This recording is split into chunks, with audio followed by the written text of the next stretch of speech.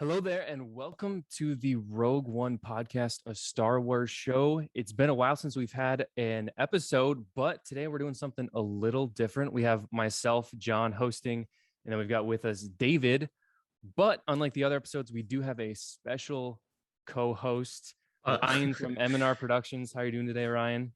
Very good. Thanks for having me on. I appreciate it. How long has it been since the last episode? Oof. So it was actually the Bad Batch finale because we had kind of Jake and I, who's one of our normal hosts. We had a little bit of a prediction for the finale.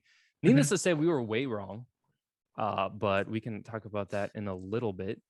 So for those of you who don't know, Ryan from MandRproductions has a YouTube channel called MandRproductions. He does a lot of Lego stuff.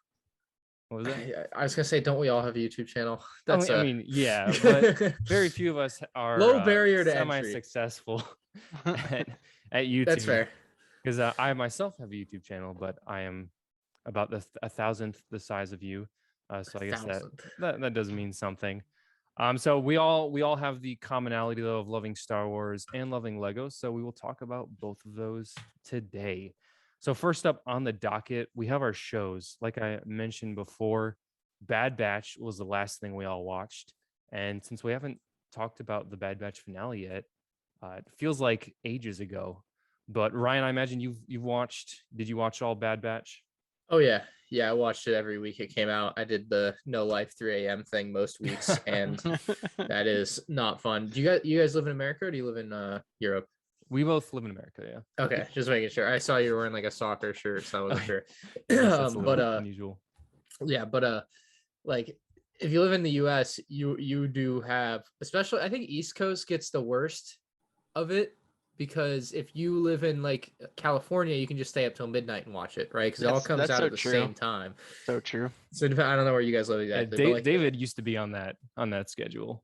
Yep. And if you live in Europe, you can just go to sleep at like 10 o'clock, wake up at 6 a.m. like a semi-normal person, just watch it then.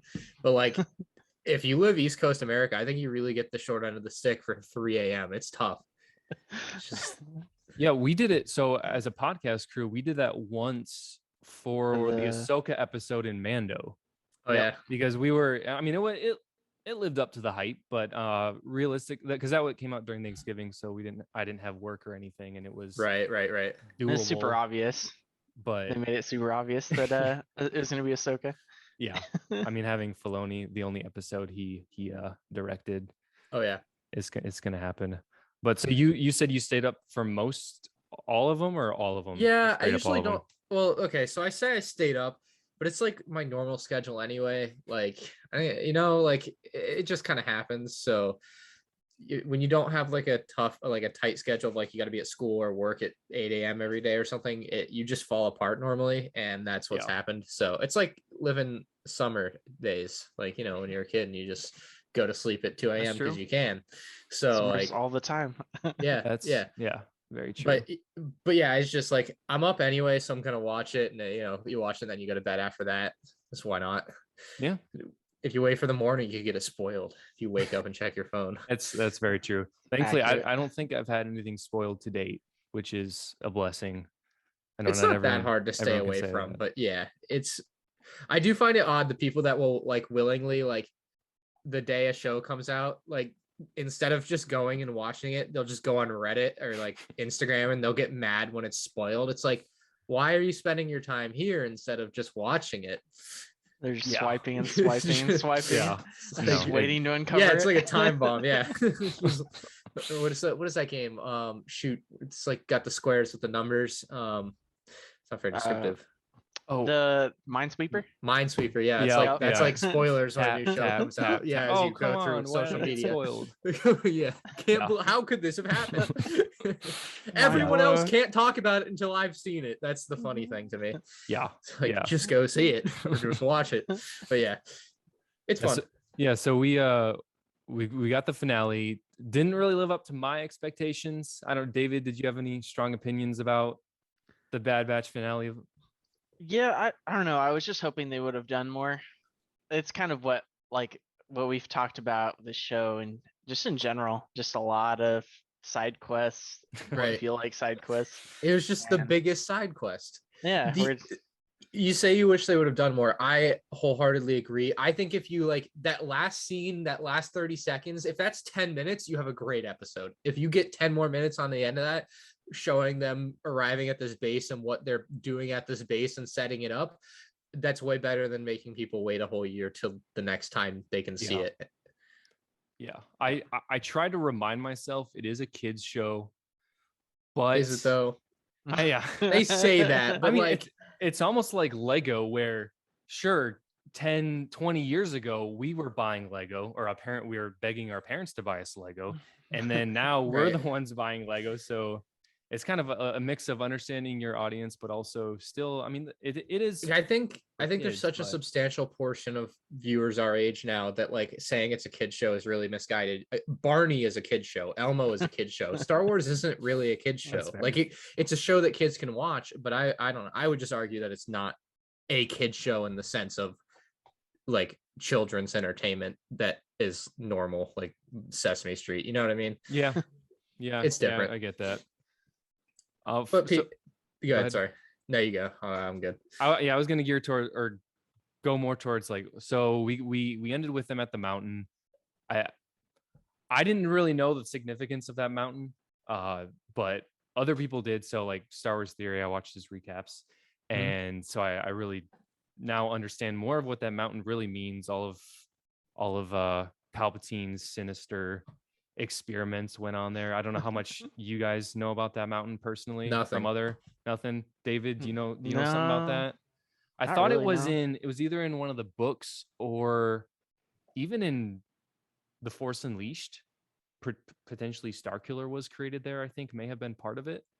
Man, I don't remember where Starkiller was created, or if I guess technically that was Vader's. Well, he wasn't secret, so who knows? Like the first Starkiller supposedly wasn't created, and the second one was. I don't know. At any rate, I mean I think they extended the beginning portion way too much, maybe to humanize Crosshair a little bit. I thought for a second they were gonna have Crosshair kick the bucket, but but he I mean it would have been a nice kind of redemption, but I just wanted more, like we've all been saying. It's too soon. Like you can't redeem Crosshair in a season like that. True. Like then you've basically done your whole character arc for him, and now you're back at square one. No different than we were at the beginning of the season, except now you've got a little girl with you, who is coincidentally older than everyone else. But right. The little detail that some may have missed, or they try to like let you forget about. Right. Yeah, I don't have a problem with that. Just it's interesting. Yeah. I think, you know, like all of us adults, we try and build our expectations of the show, and it's not a bad thing by any means. It can kill it a little bit when you try and think that, oh, you're in the writers' heads because you have these expectations. it's I mean, it's not unreasonable to have expectations, but you know, season two has a lot of opportunity. To be fair, we had Clone Wars, Rebels. The show grew with the characters, so maybe we're following Omega's age, and as she ages, maybe that's gonna gear towards where the show is gonna age. You know, it didn't start as bad as Rebels, so if it can get to as good as Rebels was quickly, it is in a great spot. Oh man, Rebels. Yeah, that's one of those I always have to caution people. I'm like, just get through the first like 2 seasons. It'll get better.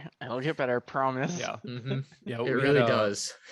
We had one of our friends who this past summer watched Rebels, and we gave him a list of episodes to watch, and so it was, I think we cut out half of season 1 just because it's all those. That makes sense. It's all that rando stuff that you really don't need to know. Mm-hmm. Finding another cat. Right. Get the Melu run. All right, so yeah, with Bad Batch season 2, I mean, it's got to be better than this. It has to be better. Who knows? We may see Grogu because we do have those Camino cloners. So there's some awesome opportunities there. No, I got really excited in the one episode where they had they showed the like, it was where Fennec and Cad Bane on this Cloud City looking planet or whatever fought, and there were these cloning, what do you call them, capsules or whatever, Mhm. and they were broken or something. Or like it just to me was like, oh, this is the type of stuff I'm watching for. Can we get more of this? But then there wasn't more of it. But like maybe next season. Yeah. So You know, one of my favorite scenes from Mandalorian is the one where they show up and there's all the capsules and it's got the evil like theme song over it. Oh, it's so good. Yeah. That's the good stuff when it kind of connects everything. Mhm. And I mean, I think season 2 is it's got to be better. Like I said, it's just there's nowhere to go but up. I mean, to be fair, they've built themselves a foundational world. We more or less have everyone established, so Right. there's really nowhere to go but up. So Just adding characters and adding some plot. We don't need an explanation of why the Rancor is at Jabba's palace. That's all I'll say. We don't need that backstory. We need more substantial backstories. Yes. But so actually, good. I was gonna totally switch topics. Yeah. Go ahead. Yeah, you can. So tomorrow, actually, I don't know if you guys know, but Star Wars Visions comes out tomorrow. Oh, does that mean? Really? Does that mean today at 3 a.m.? Oh, it might mean today at 3 a.m. I'm personally not going to stay up, but they are releasing all the episodes at once, so it's not going to be a weekly thing. Wow. I thought I saw that. I thought I saw it. Maybe one of you guys there's no way. should check me. I'll look it up right now. But David, you've watched? Have you watched a lot of anime, or more so just like American? I've watched some, like a few. It's kind of hard to. It's one of those things that's kind of hard to get into.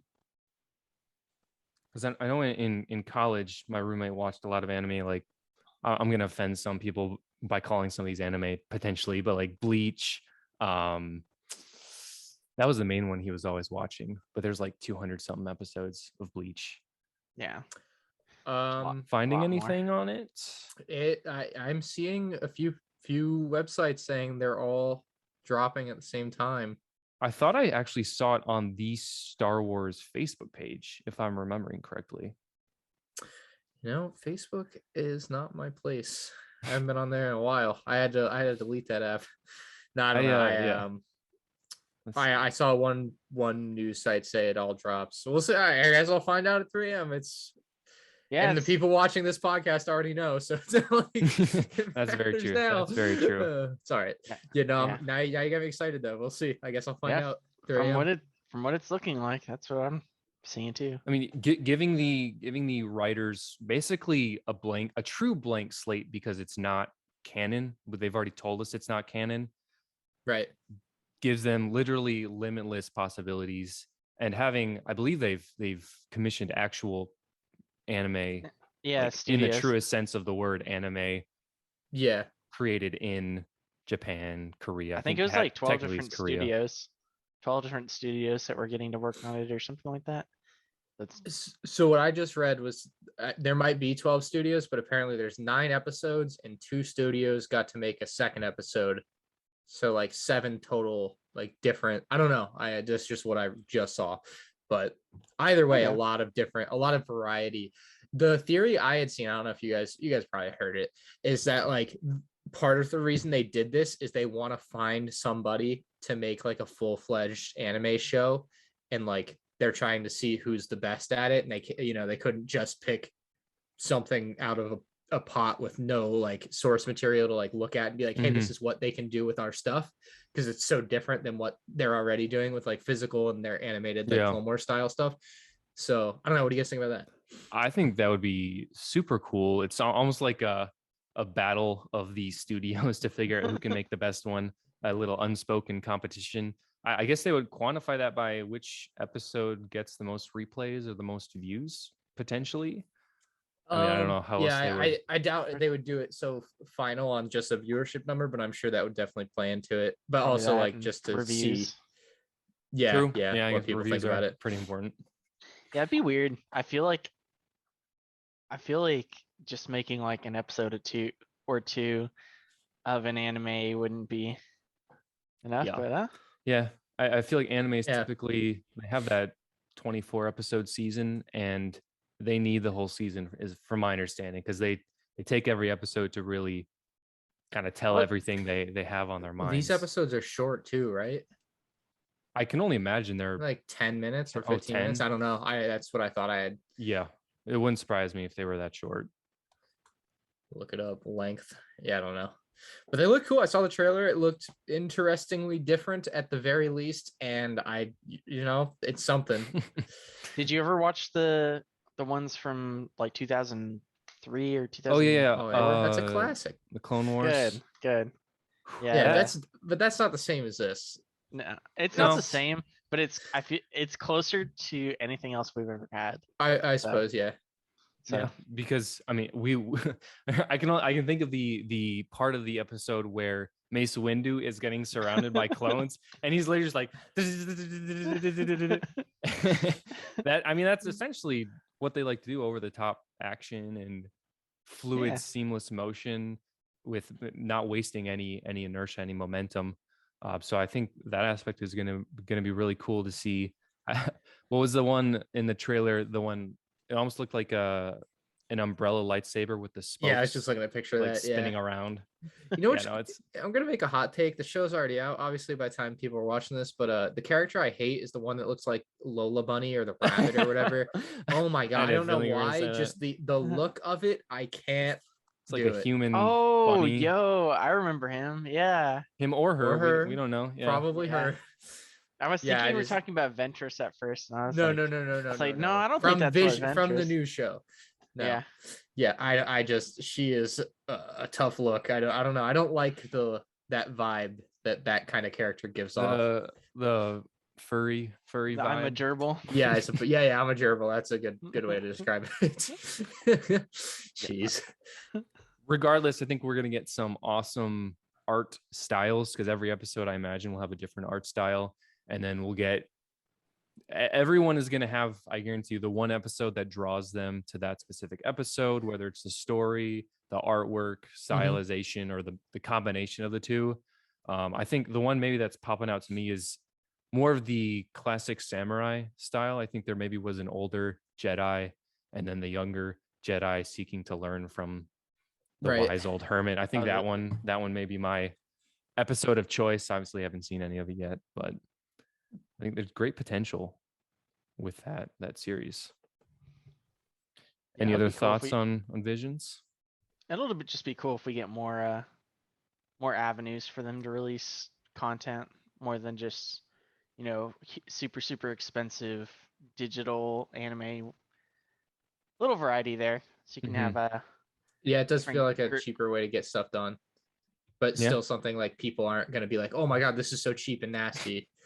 Yeah, it's just a different style, which is good. Yep, absolutely. And it does marry two worlds that cross over somewhat with the fandoms, but I think myself, I'm not opposed to anime. It's just I've never really gotten into the world, and so I think for a lot of people this is going to introduce them to anime and give a lot of opportunities to maybe introduce them into other animes anime shows they haven't seen before, and bring them into that world. The anime thing to me is weird. Like, there are so many people I know that I would just never guess. Like, I don't personally watch it. I watched like the Avatar Last Airbender. I watched some of that, but like some of the more obscure ones, I guess, or like just some people in my life that I would just never guess would care about that sort of thing.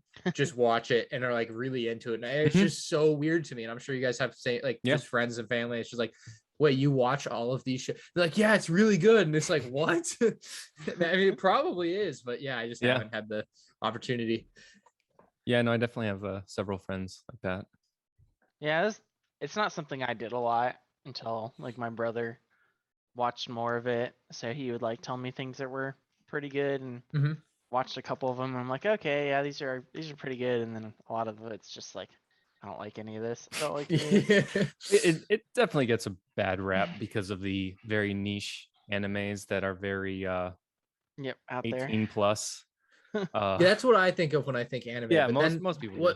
What everyone's really watching is like, Dragon Ball Z fight scenes and stuff. Like that type of anime is, I think, the more popular, even though it's, I feel like, less talked about. Yeah. Well, it's just weird. It's just weird because basically, at least from what I've seen, any like normal anime will be like, Dragon Ball Z, and then they'll have just like random innuendos just like sprinkled throughout, and you're just like, why is this in here? I mean, they all have their trope episodes. Maybe that's like... what we're in for Visions. Oh, no. Oh. Maybe that bunny character is gonna. They all have, to my knowledge, they all have the beach episode without a doubt. Every anime has the beach episode. Every anime has the. I don't know. That's the only one I can think of, just because it's the one that stood out to me with my friend watched it in college. Yeah, or the school trip episode. Everyone has that. Okay. But did both of you watch the most recent What If? I don't know, Ryan, if you're watching the What If on I Marvel. don't watch it. So Michael B. Jordan's character Killmonger, he said he had this quick phrase where he's like, I like anime. And I thought that was kind of funny because like you think of people that you wouldn't expect like anime. Michael B. Jordan, the actor, actually does like anime. So and it just made me think of that. Kind of stands out to certain people. Yeah. At any rate, I think Star Wars Visions is going to be a lot of fun. We're going to have a lot of fun with that show. I'll give us some good content stuff to talk about with each episode or as a whole. We'll see when they all come out. Next on the docket, next year, the next show that is officially on the books is Book of Boba Fett. It's this year actually. What am I talking about? This December. Yeah. It'll split the 2 years, I think, right? Like probably 4 episodes December, 4 episodes January or something. Oh yeah. I don't even know what to think about that. I know I'm gonna love it. I just don't know what to expect. If it's gonna be nice. Like a Magnum PI or like I think it might be better than the 2 Mandalorian seasons. Yeah. Like, I think so.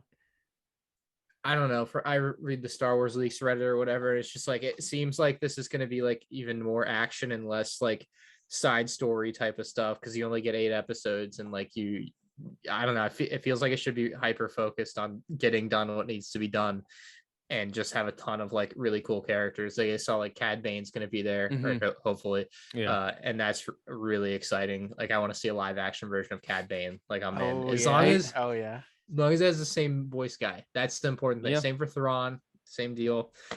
Ooh, what if Thrawn shows up here? That'd be hot. Did you see that the Thrawn guy is going to be the same? Yep. Same. That's Thrawn yeah. actor? I would. Mikkelsen. I've been so upset. Lars Mikkelsen. Lars. Yeah. Oh, that guy's so good. But I think that's why I fell in love with Rebels. Just that guy is all his doing. Have you read any of the books, perchance? There's the 90s like the and first 7 chapters of the new trilogy or whatever it is. I have yet to finish anything though. I haven't read either. I know, David, you've read both. I've read the older one. I've read all of the older ones, and I think all but like 1 or 2 of the newer ones. So have you read any Star Wars books front to back, Ryan? Oh yes, actually I did. Hold on, I have it right here. Right, let's see it. Please be Bet you I've read it. I don't see it. I can't. Lego instruction manuals, do those count? Let's say Star Wars. As long as you've read them cover to cover. I read all those words. I technically did. I don't know where the book is, but I did it in 7th grade for a book project. Star Wars Death Troopers. Okay. The one, it's got the bloody half-eaten stormtrooper helmets, like zombies or whatever. I remember that one. God, book. It's been like 10 years now, I guess. But that book was incredible. I loved it so much. So that's the only one I've read cover to cover, and I got an A on that project. So nice. Very good. Hey, it's amazing how well students do when they're studying something they care about, Right? Yeah. No, I'd love to read the Thrawn books though, because he's definitely like top 3 character for me. So it's on the list, but yeah, that's really the only one right now. Man, you got to read the old ones too. The old Really? ones Are those canon or no? I mean, they're not canon, but they're why. Yeah, they're so good, and they're why like so many people like Thrawn. And there's more than just 3 of them. There's like the 3 original trilogy, or like original Thrawn trilogy. Right. And there's like 2 that he made after that to. So like Heir to the Empire, or is that one of the Thrawn ones? That's one of the old 3. Yeah. There's like a duology that come afterwards that kind of deal with that. Yeah, there's a lot of books in that 90s era that tried to fill the gap because there wasn't anything for 20 years there. Yep. Oh yeah, no, definitely. Because it was it's also the night they didn't have the animated shows yet. Yeah, it made sense. It was that or the holiday special. I still haven't seen that one. I can understand why people chose to read. I have not seen it either. Have you guys have either of you seen the holiday special? I watched part of it and it was atrocious. So I get it. It was very, very bad. The Lego one was not bad though. Yeah, comparatively, I'm sure. But all I remember from screenshots of the holiday special are the kid Wookiees, how they looked very scary. And then how Luke, or it was actually Mark Hamill, right? But it looked like someone cosplaying as Luke Skywalker, because I don't know what they did with his makeup or what. His face just looks weird. They're like, oh no, doesn't look like it kind of does. Yeah, I'm looking at it. It does. He just looks way different. Like I don't even know what they would have done differently, but not something that we'd recommend. Maybe to a completionist, but Back to Book of Boba Fett, though. Of course, Robert Rodriguez is the director for that. He, of course, directed the episode where we first saw Boba Fett's ship and Boba Fett, I guess. Right. Officially, of course, we saw him in season 1. Most of us just didn't know it. So, based on that episode alone, I mean, that fantastic episode. I don't know. Did you guys watch the behind the scenes, the Star Wars gallery for season 2? Or did that just come out? Oh no. So the finale just came out last year. I think it was a week or 2 weeks after the finale. They released that episode. Yeah. It's about 50 minutes. Are we talking about the gallery where they showed Plo Koon instead of Luke gallery? So I watched that. Yep, that was the one that came out August 25th. There's an older one because of course everything was on the hush deal for Luke in the finale. They didn't want to have all the editors working on the behind the scenes. So they just did episodes 1 through 7 behind the scenes on that. And that was you probably saw the clip with Robert Rodriguez sitting on the rock with Baby Yoda playing the guitar. And then Baby Yoda was singing. I remember that now. Yeah. It was from that one. But just seeing how passionate Robert was about his scenes to the point where they're locked down in COVID and he's reenacting previs with his kids, the episode reenacting pre-visualization to get an idea of what his episode would actually look like. Like you don't see directors really doing that. Mm-hmm. So it's just cool to see his passion and his drive and his love for Star Wars. So I think, it's going to be a great episode. I don't doubt a word he's saying when he says it's going to be more than we expect. I'm very hyped for it. Yeah. So and then 2022 shows, if you want to. Yeah. We can jump to the Kenobi is coming out in 2022. I was hopeful that we were going to get a teaser on May the 4th, 2021. Just a 15-second teaser. Anything on Kenobi. We unfortunately didn't get that. So this May the 4th, we better get one, or I imagine he'll be at Star Wars Celebration because there's going to be another one of those. That's right. Let me look up when that's happening. I don't even know where it is. That is happening. Okay, so it was going to happen August 18th, 2022, but they moved it up to May 26th. So that makes you think that is a big jump. I would want, so you would wonder why they would move it up, right? So I guess if you want to go with your theory of doing trailers, they probably took it from, so they could do a trailer of the show ahead 100%. Of time. Because the show would come out near August or something after Bad Batch, right? I don't know. I'm just trying to think of probably there's a Bad Batch season 2 next year. I don't know. They don't lay it out very easily for you. Mm-mm. Yeah, as I say, I don't know if they've announced it. They've told us there's many things coming. They just haven't told us when on everything. Yeah. But I think actually in the last 24 hours at one of the award ceremonies that Ewan McGregor was at, he obviously didn't say anything, but just said that it's been amazing. We're gonna love it. Surprise, surprise. I mean, I wouldn't expect him to say anything else. But I know he was a big critic of the green screen and the blue screens in the prequels. So for him, there was a lot of, I think, misinformation. People were misinterpreting what he was saying when he was talking about the prequels and how he said he didn't like acting on the blue green screen. He likes acting in the volume. I think he was just comparing those two. So I think we're gonna get some great stuff with that. Huh. I'm very hyped for it. I think it's like a lot of people our age like really love the Kenobi Anakin vibe from 2005, and like this feels like somewhat of a continuation of that. So it's so exciting. I'm so ready for that, and like all of the things that would hopefully come with that, including the Lego sets and everything. It just it feels like a real opportunity there for a lot of cool stuff. Black Series action figures, whatever they want to make, I'll buy. Exactly. Top 5 favorite characters. 5? That's too many. You got to go like top 3. Top 3. Fine. Thrawn has got to be number 1. Darth Maul 2. I guess 3 would be Anakin, but not from episode 1 Anakin or episode 3 Anakin. Just episode 3 Anakin. Yeah, I understand that. Post Darth Vader, pre chop suey. Yeah, everything up until he gets cut in half. Dissected. Yeah. Tragic. Man, Star Wars needs to do a what if. They need to do a what if series. That would be animated. That would be amazing. Same art style. That would be amazing. Just kind John, of.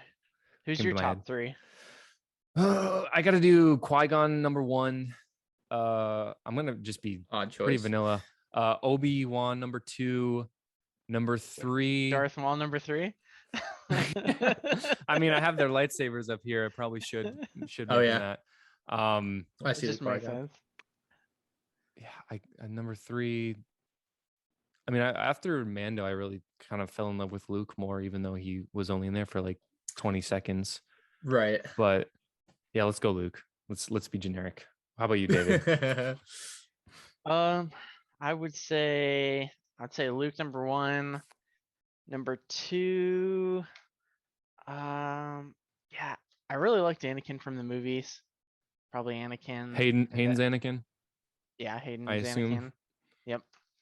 Number 3. Ayla Secura.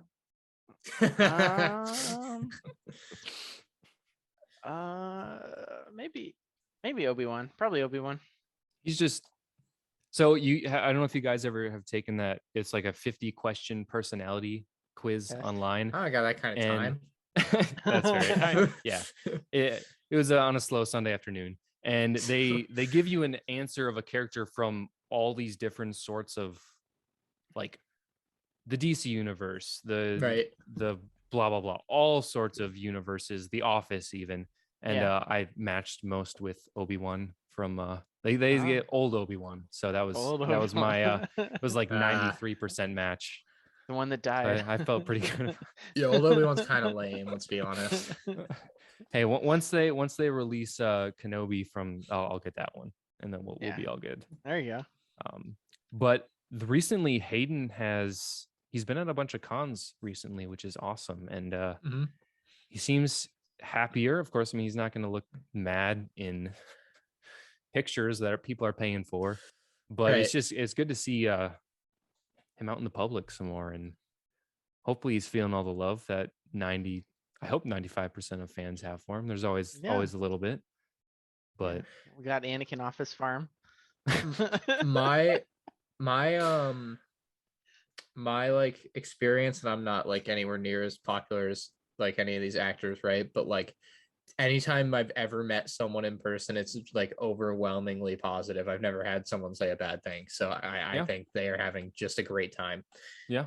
Most of the negativity just comes from keyboard warriors on the internet, and that will never show you their face. You know how it is. Yep. So that's pretty much what happened with George Lucas, and everyone he talked to, of course, they wouldn't tell him a bad thing, but once he saw the internet, early 2000s, see ya. Mid 2000s. Yeah, I think I'll cash in my four billions. Dip out. Yeah, how do you get it? You get a check, or like they probably have to get you a special check so you can fit all the zeros. I'm not sure. What I don't recall if any of that was One of those big stock? checks. Did he get any Disney stock Yeah, with that I don't transfer? know what he got. I'm sure he got some ridiculous amount of crap, but yeah. Wild. It's too much money. Oh my goodness. Yeah. Earned it though. Hey, Glad he did. we're there's a lot of people talking about Star Wars right now, so he did something right. Yeah, Kenobi gonna be amazing show. There's a lot to gain from this show, and there's a lot to lose. So Deborah Chow is the singular director.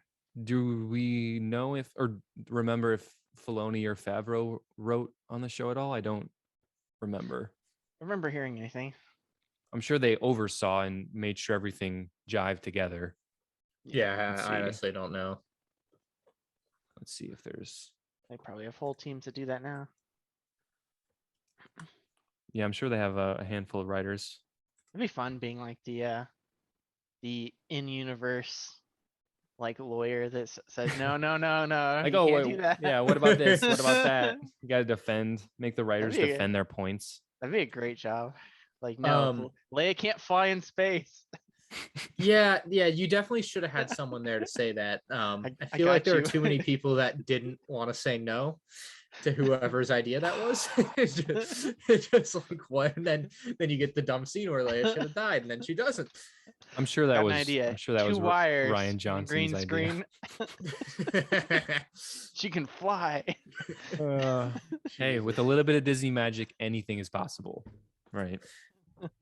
Oh my goodness. But okay, so there's all these other shows too. Is Acolyte animated or a real life show? I can't remember. It's live action. Yeah. Oh, that's so great. And it's think, like a Sith dark.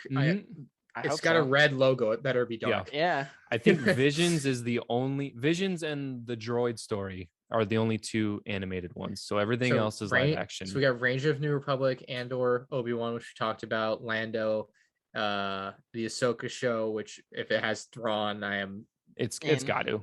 It's gotta. And then Rogue Squadron movie, but that's a movie. Who cares about movies? Yeah. That'll be. I'm curious. What are they gonna like? We're making a movie about X-wings. You know, like I don't know. I mean, it could be. They could go like the Top Gun route and make it cool, or they could make it not elite squad, but more of like a stealth squad of X-wing pilots. They kind of go in and do some reconnaissance, maybe do some secret missions. So I think that one will be cool. I think.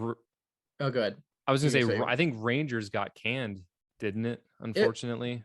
I have no idea. I have not seen anything like any like official. It's canned, but like without what's her face, Gina. Yeah, without her, who is I guess supposed to be the main character. Yeah, maybe it goes. True. And it's by far the show I cared. I guess other than the droid show, but let's be honest, that doesn't even count. Yeah, far the show I think most people probably care the least about. So, but it does also feel like it probably had some tie-ins with Ahsoka, Mando, and Boba potentially. So there's that as well. That might be, might have been important. I got the vibe that, and I could be wrong, I get the vibe that Rangers was immediately post Jedi. Did I get some wrong vibes on that? Oh. No, I honestly hadn't given it much thought.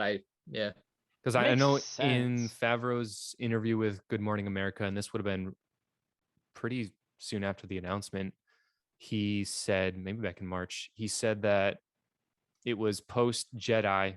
Of course, that could be 5, 10, 15, 20 years post Jedi. So there's really opportunities. So it could have been within there, but which show I'm the most scared about? Like the one I'm like Lando. I guess I totally forgot about that. I want the show to have what Childish Gambino guy. I can't remember his actual but Donald Glover. I want that. That's what I want. But apparently that's not like some people say it's going to be old Lando, and that doesn't sound very fun. With like Billy D. Williams. Yeah, like there's no way, right? It can't be. So I'm really hoping it's Donald Glover, and then you get some interaction with Han Solo every once in a while, and you can, because I don't know, I don't know about you guys, I like Solo. Yeah, we didn't mind. I like the movie. I didn't think what's the name Aldrin. I don't think he did. I didn't like his portrayal of Han. Okay. Get ready for him in Lando. No, I wouldn't be against it. I just didn't think And of course, they came off the bat saying like we're not getting a Harrison Ford impersonator. Yeah. But I think like his voice and mannerisms was just a little too far off. He was a little too snotty, and he didn't really have that charisma that he has. But other than that, I want the Kira Darth Maul thing fleshed out more. I'm like, that would be the place to do it if it's going to happen, because I don't think they'll make a Solo 2. No. But what they could call it, Duo, and have it be a movie about Kira and Darth Maul. Hey, that's a terrible. I'm sorry. I'll leave. That's the story. We'll start the GoFundMe. I'm so in on it. I was so infatuated by like that dynamic and how that happened and where they were gonna go from there. I know. I was like, what is this? It was a very surprising twist. Complete left field. Yep. And that was what's his name himself? Ray Park himself was the body for that. Of course, I think it was it was Ray Park. The voice was Sam Witwer. Sam Witwer. Yep. So, and I've heard that Ray Park, he's usually pretty active on Instagram, but hasn't posted anything in a while. So maybe he's busy with something. That would be. I think he also got put in internet jail. I'm not sure. Yeah. Was that like 2 years ago? That was a while ago. It's been a minute. Yeah. I honestly don't care, but Yeah, that was an interesting time. Yeah, I think maybe the internet's forgot about that by now. Right. But we all love Ray, as long as we'll just forget about that. But he could show up in Kenobi, maybe. That's what I've been hearing. It'd be kind of weird. He can't see Kenobi though, because him seeing Kenobi in Rebels clearly was the first time. Yeah, as if that ever stopped him. Well, they did a good job of that with like in the Clone Wars. Anakin. Could never see Grievous, and they just they never met. So like one hallway, down the other hallway. Yeah, I don't like that they can't meet, because that would be so cool to see more of that, like in live action. Like, oh my god, right? But like if that's the story, I don't agree with changing it. So I'm kind of stuck with that now. David, I'm sure you've seen Phantom Menace behind the scenes. Ryan, I don't know if you've seen them. Just how fast they were dueling. Ewan McGregor and Ray Park, they were so fast. You can actually tell in the final cut. Ewan said they had to slow him down. They had to slow down the footage because they were fighting too fast. So the part where the door opens up and they start their fight, maybe like 20 seconds into it, when they get out of the really fast stuff, and they're kind of doing like the back and forth slower movements. Right. From my understanding is they're going just as fast as they were, but they had to slow down the movement to kind of draw out the fight / get you thinking, oh, something's about to happen kind of thing. But seeing more of that would be awesome. Yeah, I forget which one it was, which prequel movie, but I remember like one of them there talking about how many different like lightsabers they would go through, like going through hundreds of aluminum. I think like, that was lightsabers 3. that just break on. And then they're trying to like on the wood bearings on the side, they're like punching them, getting them to bend back straight so they can use it again. Like, nope, got to get the next one. Jeez.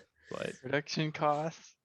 Yeah. What do you both think about, so for Kenobi, the apparent fight between Kenobi and Vader versus in A New Hope, when Vader says, "That's not a presence I felt since."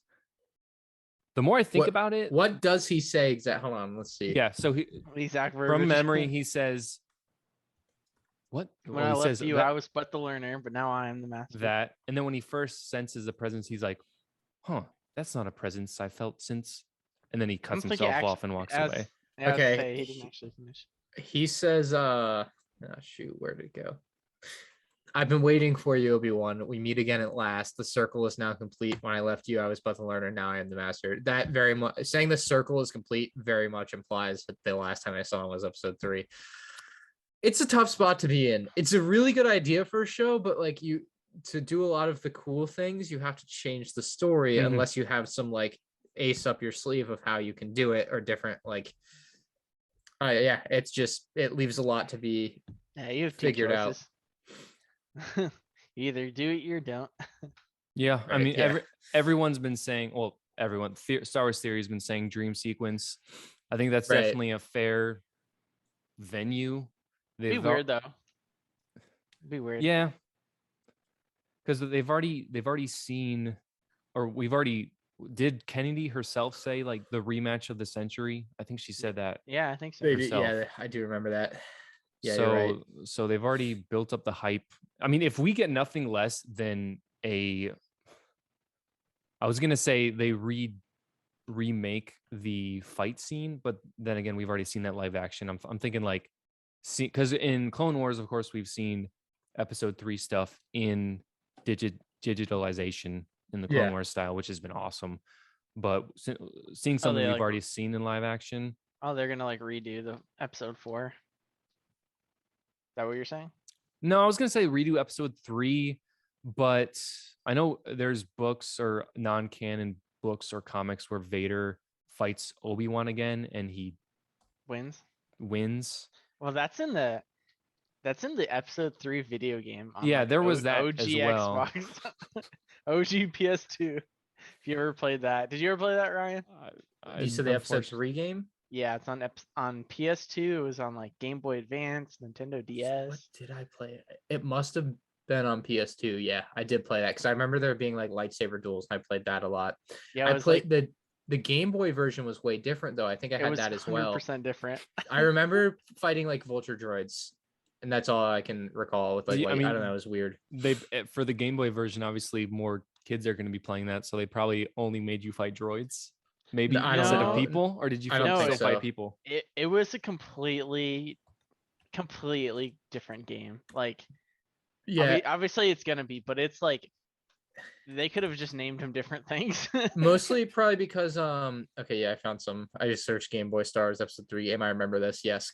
Oh my god, what a classic! It's like a 2D game. It's like a 2D it was game. Great. Oh, side scroller. Yeah. Yep. I think there was some depth. It looks like there might have been some depth to it, but mostly just you have your angle and you move across. Wow, classic. This is oh man, I remember my grandma bought me this game. It was like, oh, what a time. Do you have a year on that bad boy release? 2005. Well, yeah. Oh wow. On the game, I guess around 2003.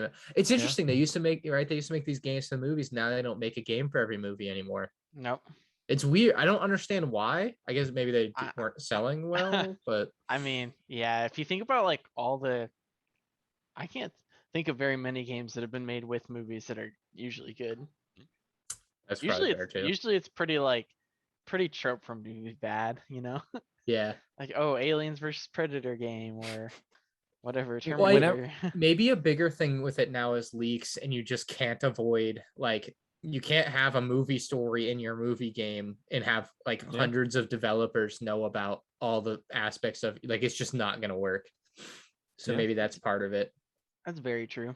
Well, even they have, I think the Revenge of the Sith novelization came out a week or two before the movie.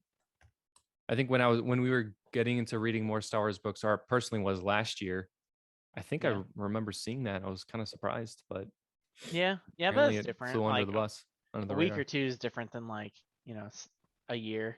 Oh 2 yeah. years. Oh yeah. 3 years. And you generally only have that one, the writer working on it.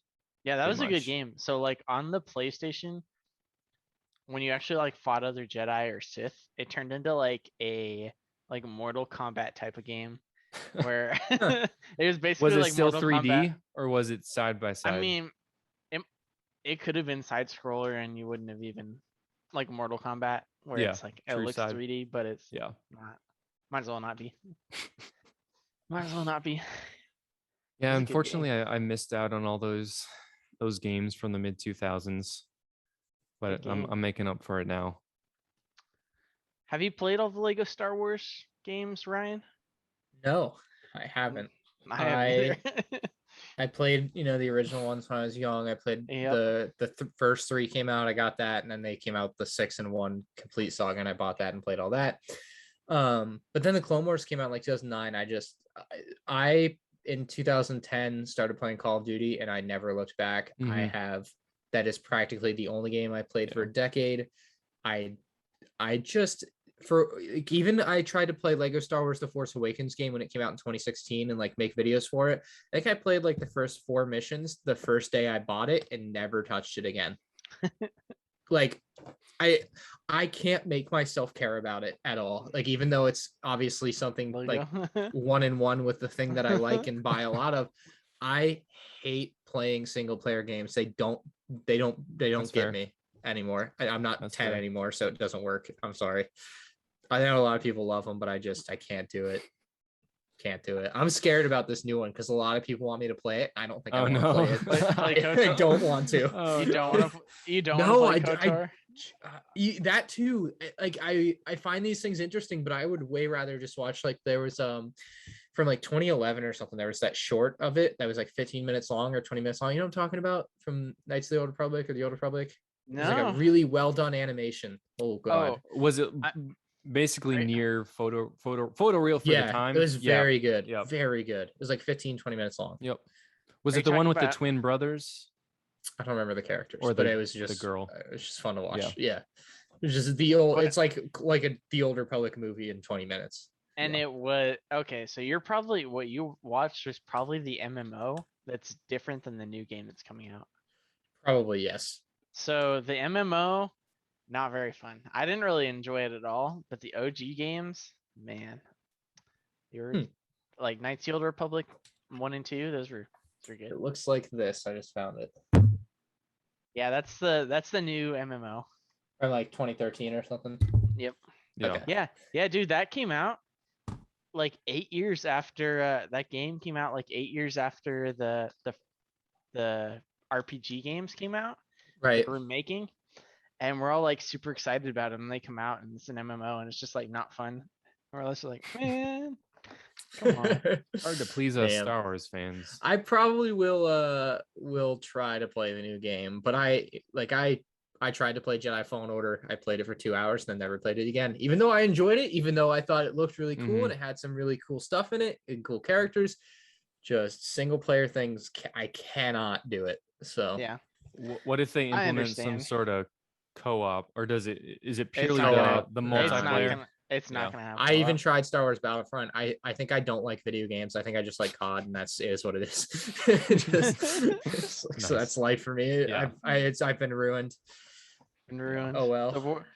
You play Warzone? Oh yeah, I'm very good at that. I've seen some of your streams. Very nice. Yeah. Hit that a lot of time. 3. Oh wait, are you 3-1? I got 3 KD. Yeah. 3-0. Nice. I play a lot. Too much. I played for money a little bit a few years ago, and yeah, it's just not. I didn't make a ton, but it's still fun, competitive. Still came out on top. Oh yeah, positive lifetime earnings. can't beat that. To be. Yeah, always a good place to be. Don't want to be on the other side. But yeah, okay. So you said you didn't like the PS5 KOTOR remake, or that it's only on PS5. Yeah, I don't. I mean, I'm not happy about that, of course. Yeah, I'm an Xbox here. Yep. I thought I saw it would be on PC too, but I don't know. It's gonna be on PC. It'll eventually, and it'll eventually be on Xbox. It's just one of those like exclusive things that they. Yeah, you could get the story spoiled. Yeah, from 2003, an 18-year-old game.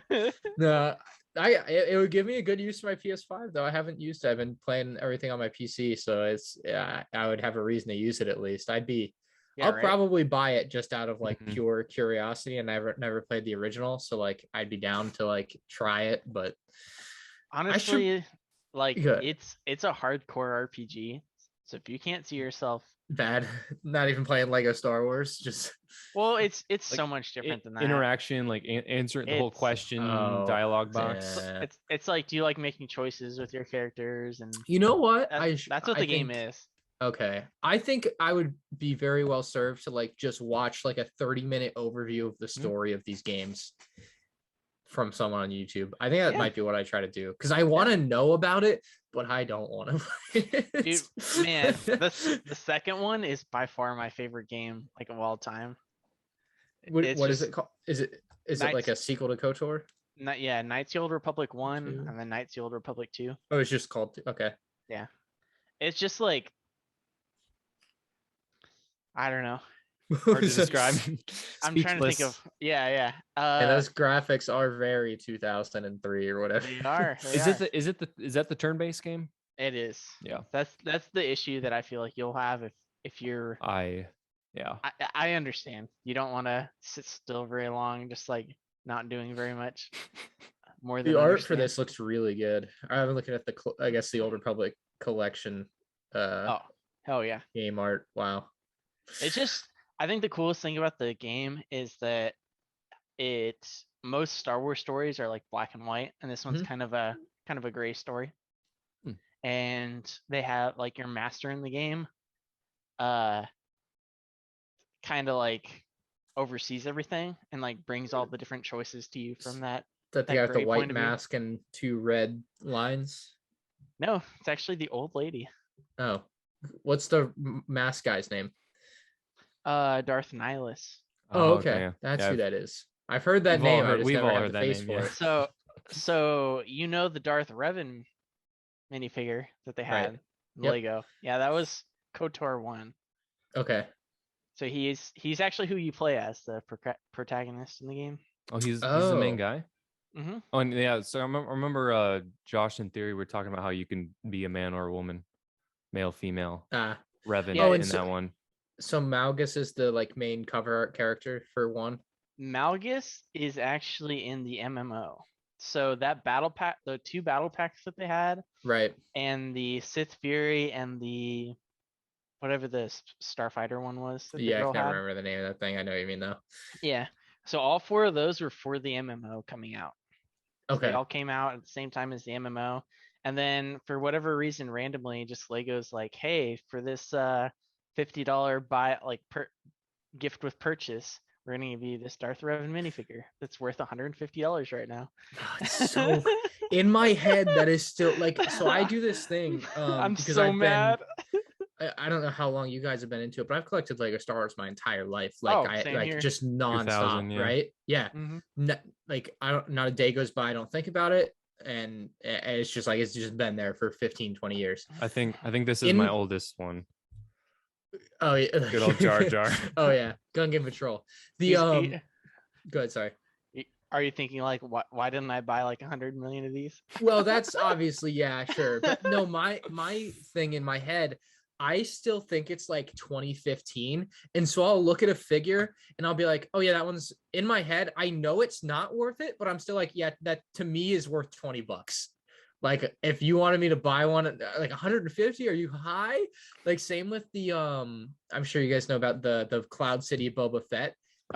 Forever and ever and ever was a $200 minifigure. And now it's like $700. And in my head, it's still $200. But it's like very close to 1,000. So yeah, that's a lot. It's absurd, but yeah, it's wild. Oh yeah, I remember when I think it was one of your Tuesday Q&As, the instruction booklet had for the Slave 1, I think it was 06, has the arm printing. I still have the instructions. So I have the I wonder if it was planned to be in there or something. Probably not. It's probably just an error, but yeah, it's imagine weird. That figure would not be worth. He'd be sitting. Well, actually, that's true. It wouldn't be worth that much anyway. The cheapest one on Bricklink right now is from Indonesia, so that's probably why it's the cheapest by a wide margin. It's $540. The $200 shipping though. It's gonna have $200 shipping. The next cheapest is $890. Goodness. The most recently sold in September, $809.90. Goodness. My friend sold one in 2017 for like $250, and he was like, "Oh man, 3 years later." It's bad. What's crazy though too is, so I bought this set in 2018 when they came out with the new Cloud City. I had the foresight. I was like, oh, I want to do a comparison video with both of them. I bought the set with everything for like really good condition, like $520 or something. The figure alone is now worth double that, almost. It's so stupid. It's so stupid. Oh man, that's like a dream set to own sealed though, right? Although it's like Cloud just stupid. Someone in a 10-15 mile radius of me had one. I can't, man, it was last year or 2019, maybe early 2020. I haven't checked in a while. It wasn't sealed the box or anything. I don't even remember if it had Boba Fett. Probably did not have Boba Probably Fett. did not. It was maybe $200, so I really doubt. And I don't even think it was complete anyways. It must have been a disaster. I don't know, man. You'd be surprised how much like people don't know what they have. So, some people certainly don't, but that is increasingly hard to find. It really is. The internet curse you. Makes it really easy to just be like, how much is this? And then you just, Google. Yeah. I found a Darth Vader's the OG UCS TIE Fighter, like UCS. It was like $100. He was wanting 100 or 50, and I was like, I think it was 150. You said. Damn. Scoop. It's like time to get in the car and drive. What, David? You have a what's it called, right? Darth Revan. Yeah, I have. Were you able to find that? I mean, I know he has one, but when they came out a little while afterwards, I was like, oh man, these are so cool. I know they'll go up in value, so I bought like three or four of them, and then I was like, holy cow, they have gotten so expensive. Right? It's so crazy. I remember they did the original promo, and then they did it again like 2 years later because I guess they had extras. And some people got it then, luckily, but oh man, it is wild. Just some of the stuff I cannot fathom how it's become so crazy expensive. When did you first get into, like, what was your very first set? Was the twin pod cloud car from 2000? 2001, I think. Yeah. Yep. I don't think I got it that year because I don't think I was 4 years old when I got it. It was probably the next year, probably 5. But that one I loved. Still love. What were y'all's firsts? OG X-Wing. 1999? Although I feel like it was the 2001 like re-release or whatever. Yeah. Really? Yeah. I feel like it was that one because I was pretty young. Right. Yeah, it's hard to remember sometimes some of those little minute details. Yeah, I could never like put it together either. So what I did when I got mine was I was with my grandma at KB Toys and she bought it for me and I brought it home, and for whatever reason 5-year-old me like didn't want to tell my parents my grandma had bought me a new toy. So I don't know if I had trouble building it, but I built like, I don't know, the first 30 pieces and then like hid it under my bed because I didn't want my parents to see it. And then it just like only ever got like half built. And then I think I eventually finished it because I have like a bulk of it like broken in the bin, like the big bin. But then I ended up just buying a new one like in 2010 or something, just new in the box. Yeah, I gotta buy more of those. Yeah, they're like $50, which is for an old sealed set. Oh, that's not bad. Relatively cheap. Yeah.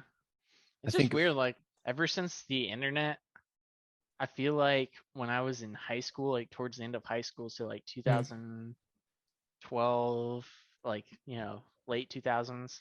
Right. Sets were like really expensive, and then people realized how much they were worth, and more people started getting on eBay and everything, and then sets went down in price. Really? I don't think I was paying enough attention then to have known that.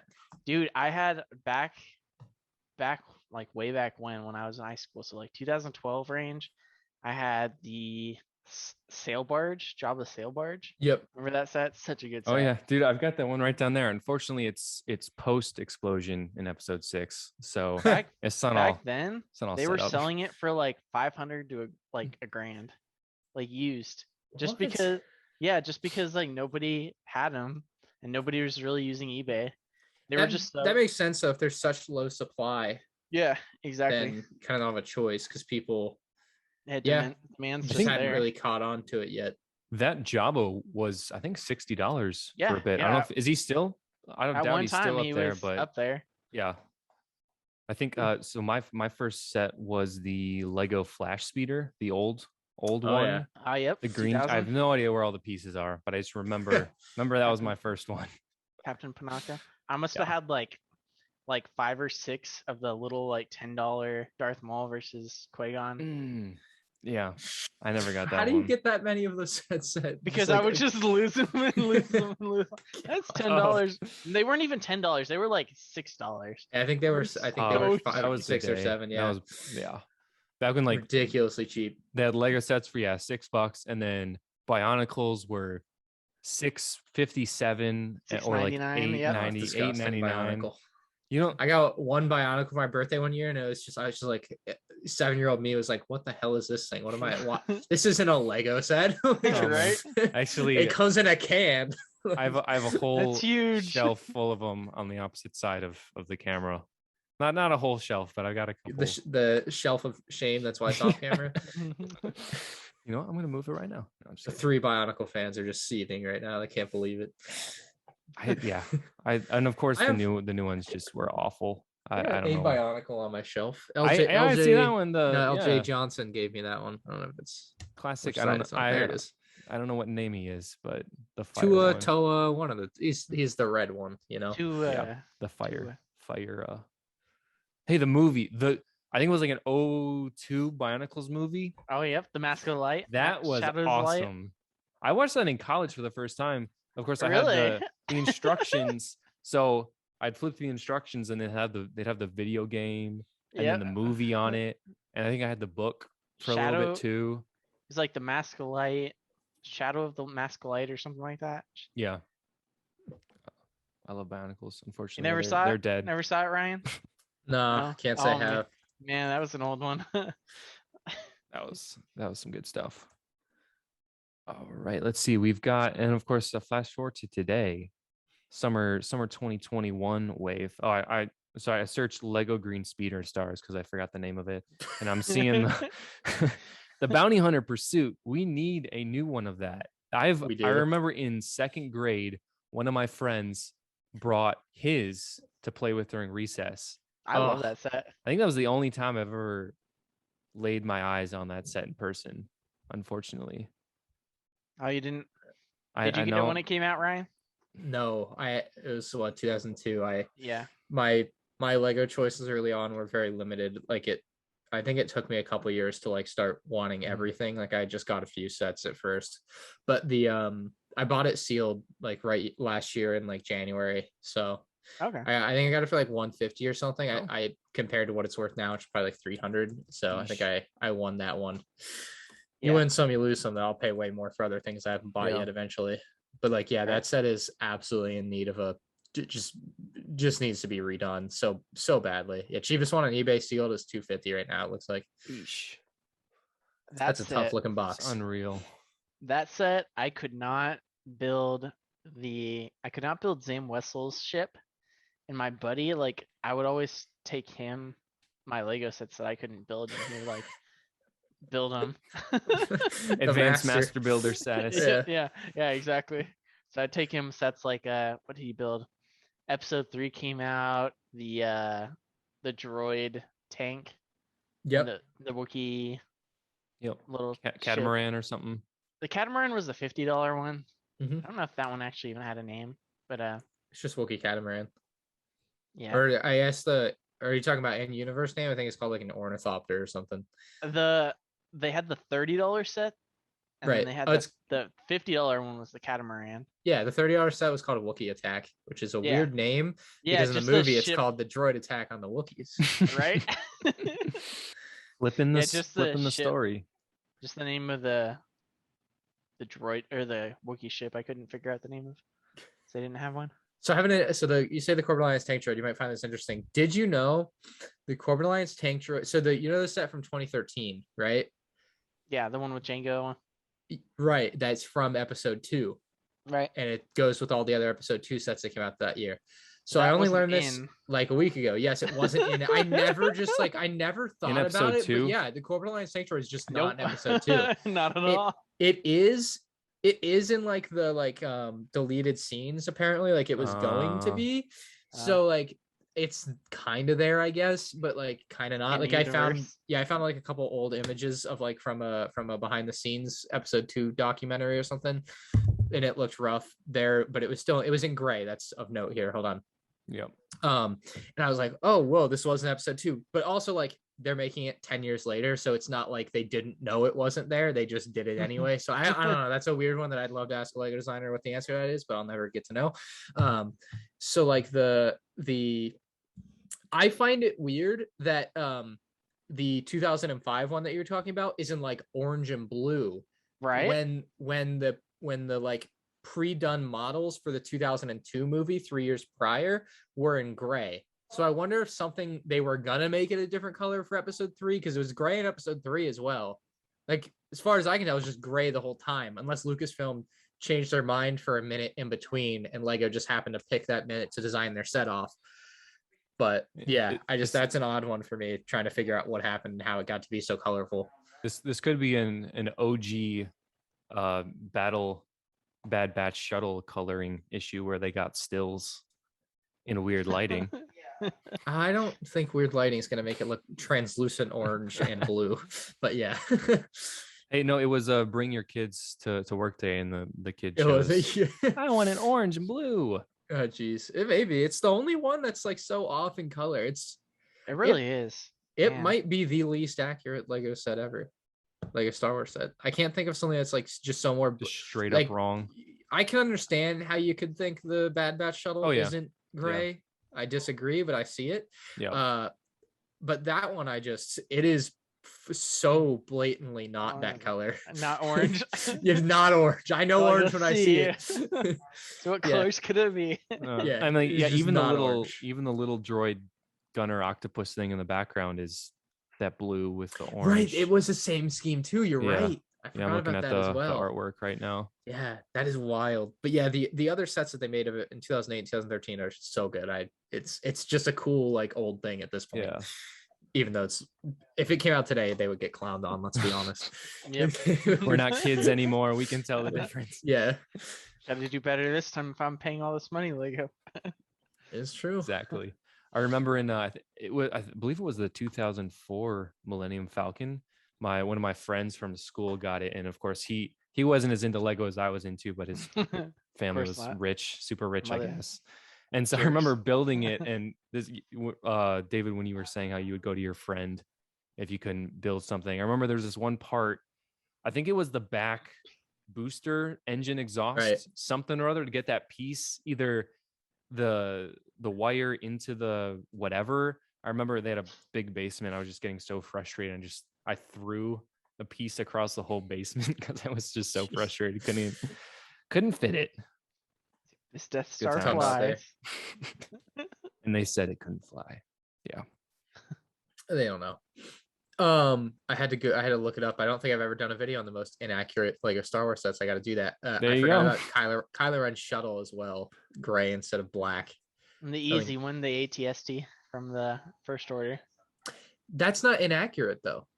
The dark gray, or no, the First Order ATST set. It's not very octopus looking. Oh, that's right. It's just broken. It doesn't have a head, but in the scene they rip the head off and it looks like that. I don't think it's inaccurate. I just think it's bad. People just don't like it. It's half a set. That's right. Right. It's just half a set for the same price as the full set was the year prior. Didn't help its case. But it's, for all intents and purposes, the ATSC is pretty spot on for what it looks like in the show for what it's worth. But I remember walking by that set a billion times thinking, was it 40 or $50? It was like 40 $40. It was 40. Right now it's $11 on eBay. It is not. I promise it's not. It's probably worth like 75 now. Because I remember thinking, I know Captain Phasma is a lame character, but I just want the minifig does look cool. Doesn't stop the set from going up in value, unfortunately. Yeah. Now I have a good new video idea. There you go. Let's see what else we got. Overall thoughts about this summer, I guess year as a whole, we can look at. We pretty much know what's coming. What do you mean? The 2021, right? We'll Correct. talk about 2022. Yep. Okay. If you want to go first, you can, David. Yeah, I'm pulling it up here. I'll pull up Rick's set too, just so I can look at what I'm talking about. It helps. Yeah. Start with January. That was bad. The only good set out of the only really nice out of ordinary set was the Trouble on Tatooine, and that even could have really used a Boba Fett figure, not Boba Fett. Boba Fett would have gone a long way. It's just a weird set. Yeah, no, I like the set. It felt like it could have used that extra speeder bike and figure to really set it over the top. But I don't know, the Microfighter Falcon, whatever, the Resistance X-Wing, whatever, Microfighters, Tauntaun, AT-AT, whatever, TIE Fighter, X-Wing, Imperial Shuttle returning, all downsized. There's a market for that. I am not in that market, so I don't like it. Right. They're decently well built sets. They still have some weird quirks, but like for the price, I think fair. I think a lot of people that are just getting back into Lego Star Wars enjoyed and appreciated that. But anyone who already has a TIE Fighter or an X-Wing, there is absolutely no reason to buy those. No, just definitely such is life. Unless you have the 1999 or 2002 version, then maybe it's an upgrade. But literally every other X-Wing since 2004, it's a downgrade to me. I did like the mechanism for the wings. I don't know if you guys actually have that one, but it has this weird like scissor thing, I think, to open the wings. I think I liked that. Oh, for the X-Wing, you're saying? Yeah, for the X-Wing. Yep. Yeah, the TIE Fighter I wings remember don't seeing move. that one. Yeah. No, I was trying to think like how you build it, but no, that makes a lot more sense. I think the summer way is more interesting to talk about. What do you guys like and hate about summer? I bought. Let's see. Is Bad Batch Shuttle and Mandalorian Starfighter considered summer? Yeah. Let's see. We got R2D2, UCS. Yeah, and the gunship. I mean, the UCS were pretty cracking. It's a good year for UCS. The builds itself. No, I agree. And the AT-AT to come should be a just absolute baller, $800. So you can't like the big sets for Lego tend to really hit the mark, and I am just so stoked about a big old AT-AT. That is so exciting. How much certainty do you have that we're gonna get an AT-AT? Percentage? You just give a percentage. I would bet a lot of money, like 99.9%. Sheesh. Yeah. Big reveal. like the Magic rumors. Shell. Yes. Will there be an AT-AT? No, I've followed rumors for Lego Star Wars literally. You guys might be the same, since like I did my first rumor video in 2009. It was not very good, but it was there. Hey, start somewhere, man.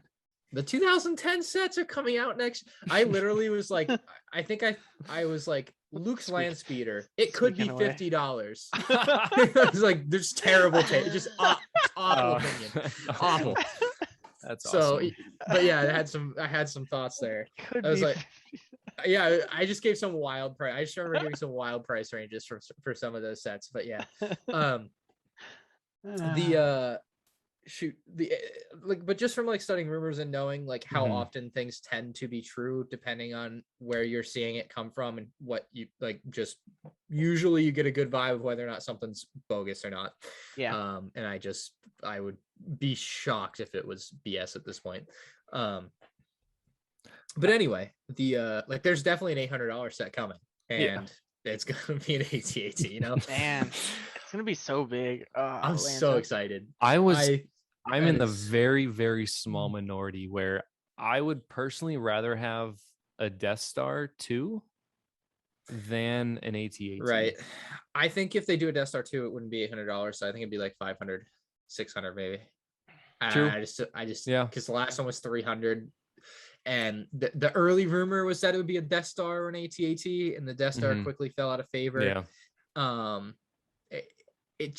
Death Star it doesn't take that much to do a Death Star, surprisingly. A lot of gray. Just a lot of gray. Yeah, it's going to be dark gray instead of the old dark gray. Right. But it's just like a circle. No, the 2005 Death Star was not old dark gray. It was the new? Yeah, it's dark bluish gray. Yeah, I have it. It's very, very nice. Well, shoot. It's not they got rid of the old gray in like 2004, I think. So anything 2004 and newer. So there were some sets blue. Yeah, I like the newer colors way better. I think the old colors look awful, but there were some sets that I think would have both color pieces, which was bad at the time. I believe. I think that was a specific problem also with like the Star Destroyer from 2002, because that lifespan. Yeah. But I think mine did not have that issue. I think mine's all new gray. No, it's all old gray. That's right. Yeah. Mine's all, and it looks fine if it's all one color. I still don't like it, but it looks fine. Yeah, it's more like, it's almost more yellow. Is it more yellow? It's more yellow. Yeah, it looks like it's new gray, but sun damaged. Not like that. But the it looks good on its own, but when I put it next to the new one, and then you look at the colors and you're like, oh, that's a drag. But it's good. The summer wave in general was pretty decent. Like there's some issues as always, but like the set choices were pretty good. It was good diversity. Obviously the UCS gunship as a build was very nice. Yeah. We'll I think we've beat all the issues to death at this point, more or less. And I still can't get over the fact that the figure Bad choice? Batch. Nah, well, that's okay. That's the elephant. I will not do it. I would say I've heard enough about you saying that. Yeah, I'm over it. I'm not over it, but I'm over it. It happened. It's gone. I hate that the Bad Batch shuttle doesn't have like a latch to hold down the whole top panel. Because I don't know about you guys, but every single shuttle set like this that I've ever had, I just pick up the thing fin, on the top, and the right? fin's the fin. attached. Yeah, you just pick up the fin. But when you pick up the fin on this, the whole thing just comes flying open, and if you pull it up fast enough, not thinking, the whole you rip the whole. Will you rip the whole thing off, or is it connected? No, I don't think it rips it off, but it's just like it's just annoying. I don't like it. It's a weird quirk about having such a scaled down tight design. It doesn't look bad, other than I think the color I don't like, but like whatever at that point. The actual build of it though looks really good.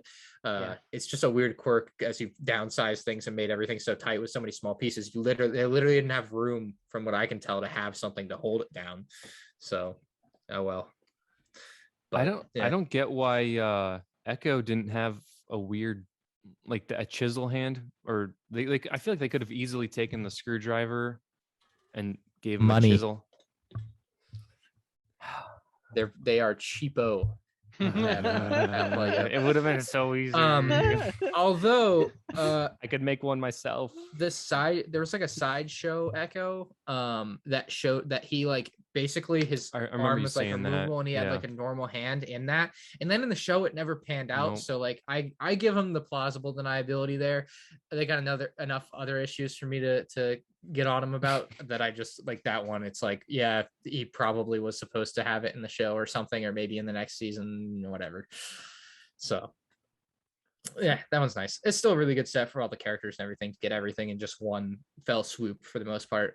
Yeah, definitely very good. And that's honestly probably the only reason I bought that one, was just to have all the characters, because you never know when we're gonna get all of them in the same set again. Yeah, John, listen to this. So our buddy, I think it was his birthday or something like that, for Jake. Yeah. His mom asked me like, hey, what should I get him? And she's like, oh, he likes Lego. I saw the newest Millennium Falcon. Yeah, it's the newest one they had.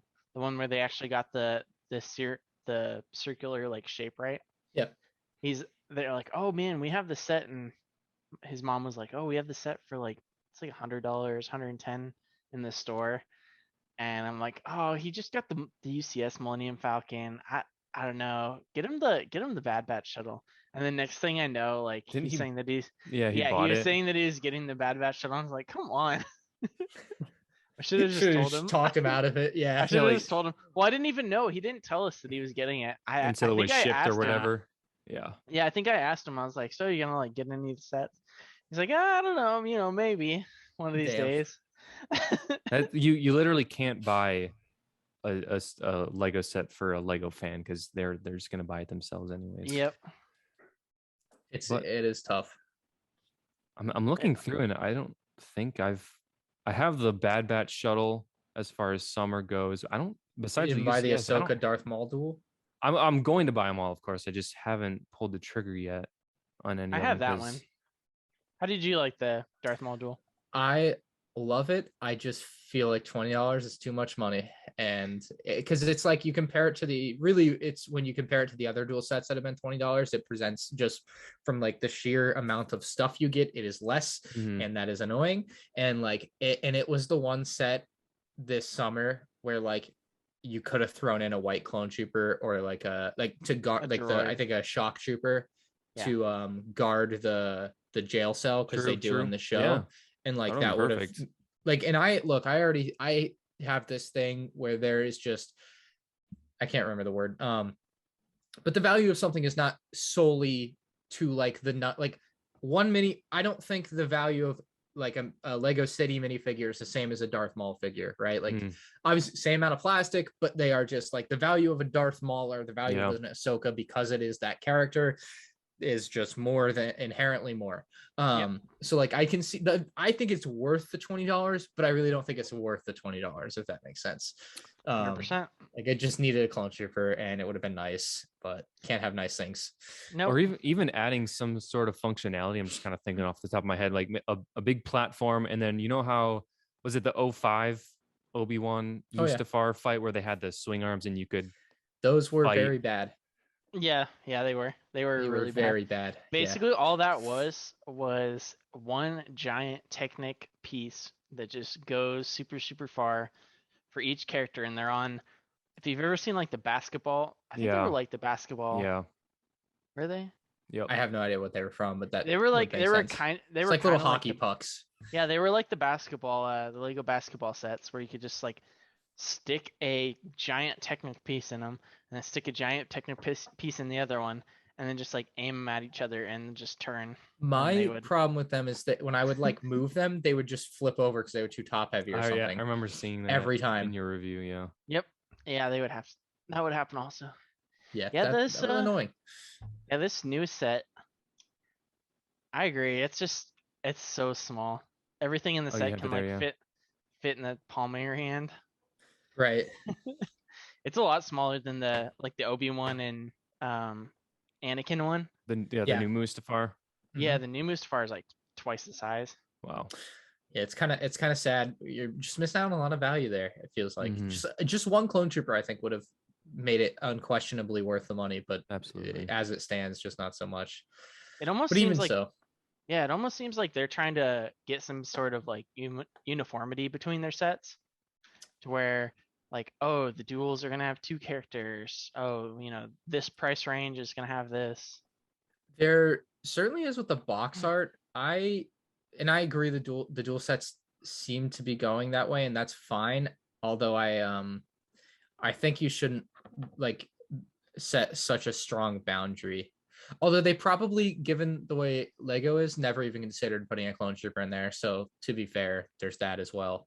Yeah. But like I like the concept of the dual sets. I'm trying to think. I swear there was. I can't recall, but it is they definitely have some variants depending on what it is. But yeah, some of the sets they will lock themselves into a concept and will not break that. Like battle packs will stop them until this latest one. Yeah, but the battle packs were good though, and there didn't need to be any variants to it. I thought this was a dual set that needed to have some type of difference, and they just kind of dropped it there. Right. Maybe there was not a $20 dual set with a third figure. I don't know why I was thinking there was. Definitely coming off the hype of the show. I mean, they knew with those 2 characters, the only other place you can get an Ahsoka is in the $40 AAT set. So which everyone already bought. Yeah. One man's trash, another man's treasure. See, that's why I was definitely going to buy Boba Fett Starship, but then after your advice and your thoughts on it, putting that much detail into a Boba Fett figure with a $50 set, yeah, they're gonna use them again. As much as they're using Din Djarin, they have to use Boba. When you got the slave one in the back, you got 2 slave ones in the background there. You don't need a third slave one. I mean, unless you're a completionist collector like I am, and whatever. But then buy it. It's cool. But like do you that Din Djarin's in 8 Lego sets? You have him, right? You know what I mean? Oh yeah. The Mando or the Boba Fett is absolutely going to come in a set next year. Maybe 2, maybe 5. Like especially Din Djarin. Yeah. So like, why, if you are just buying this because it's got the Boba, you're buying it for the wrong reason. Exactly. So yeah, hopefully by then they'll fix the coloring. Maybe not. No, they won't. No. Money's tight no leaks on that at the $1 billion company. Money's tight.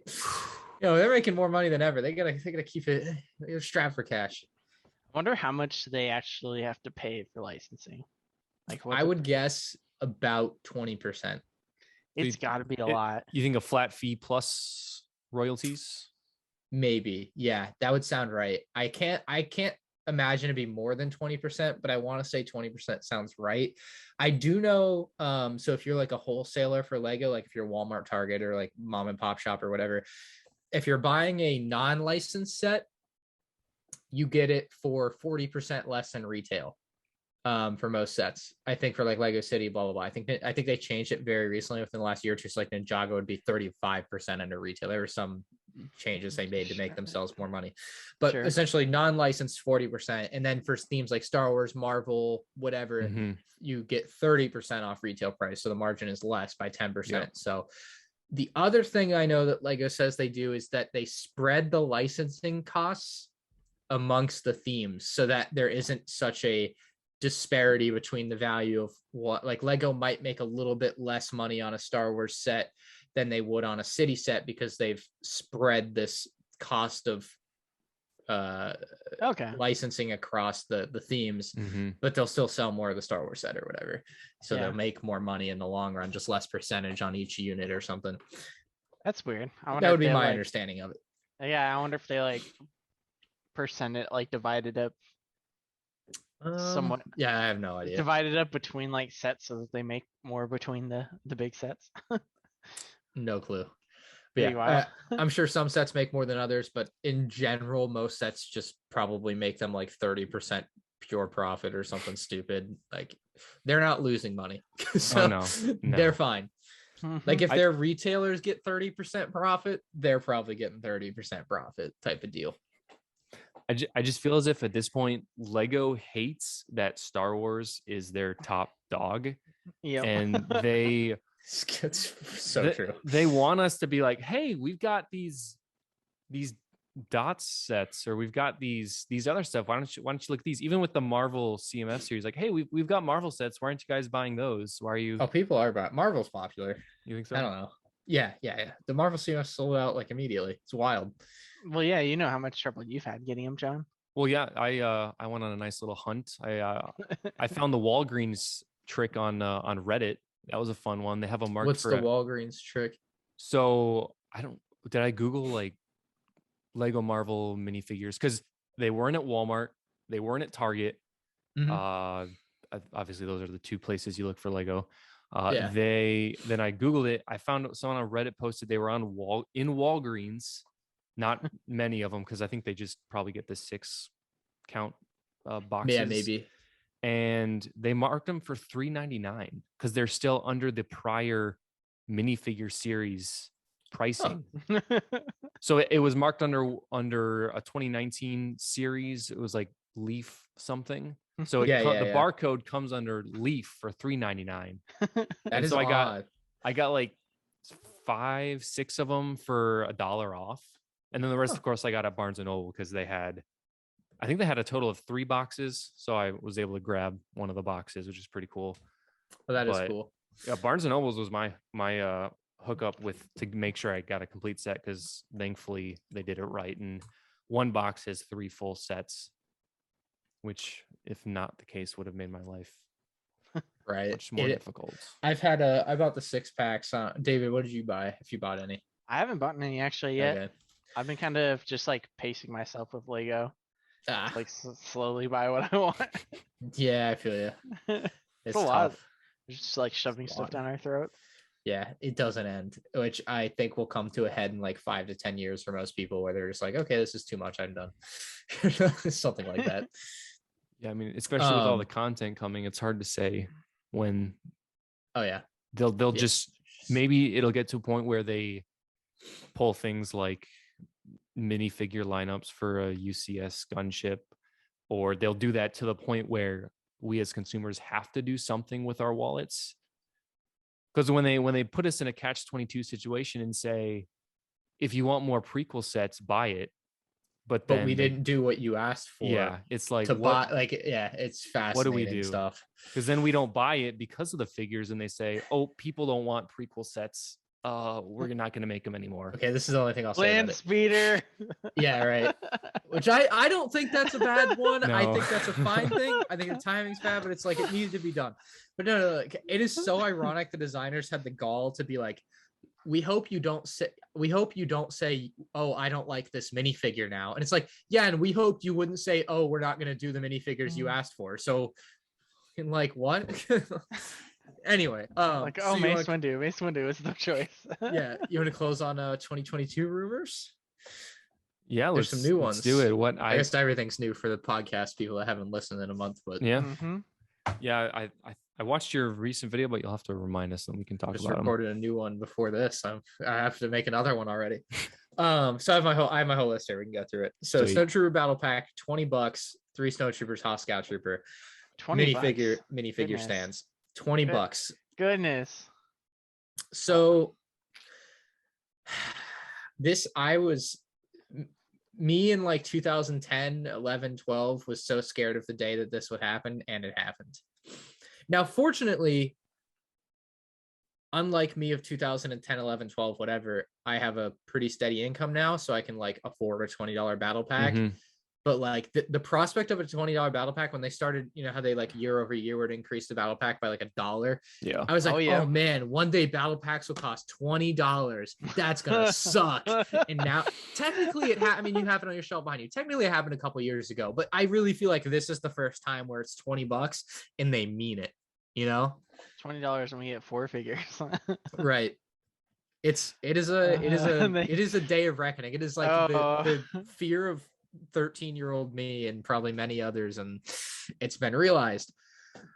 I don't think it's going to be necessarily worth the $20. I did look at the inflation from when they made battle packs $15, and it's now $17. So like maybe they're getting ahead of the game again. You know, not Lego. A $20 battle pack's tough to swallow. It's just not fun.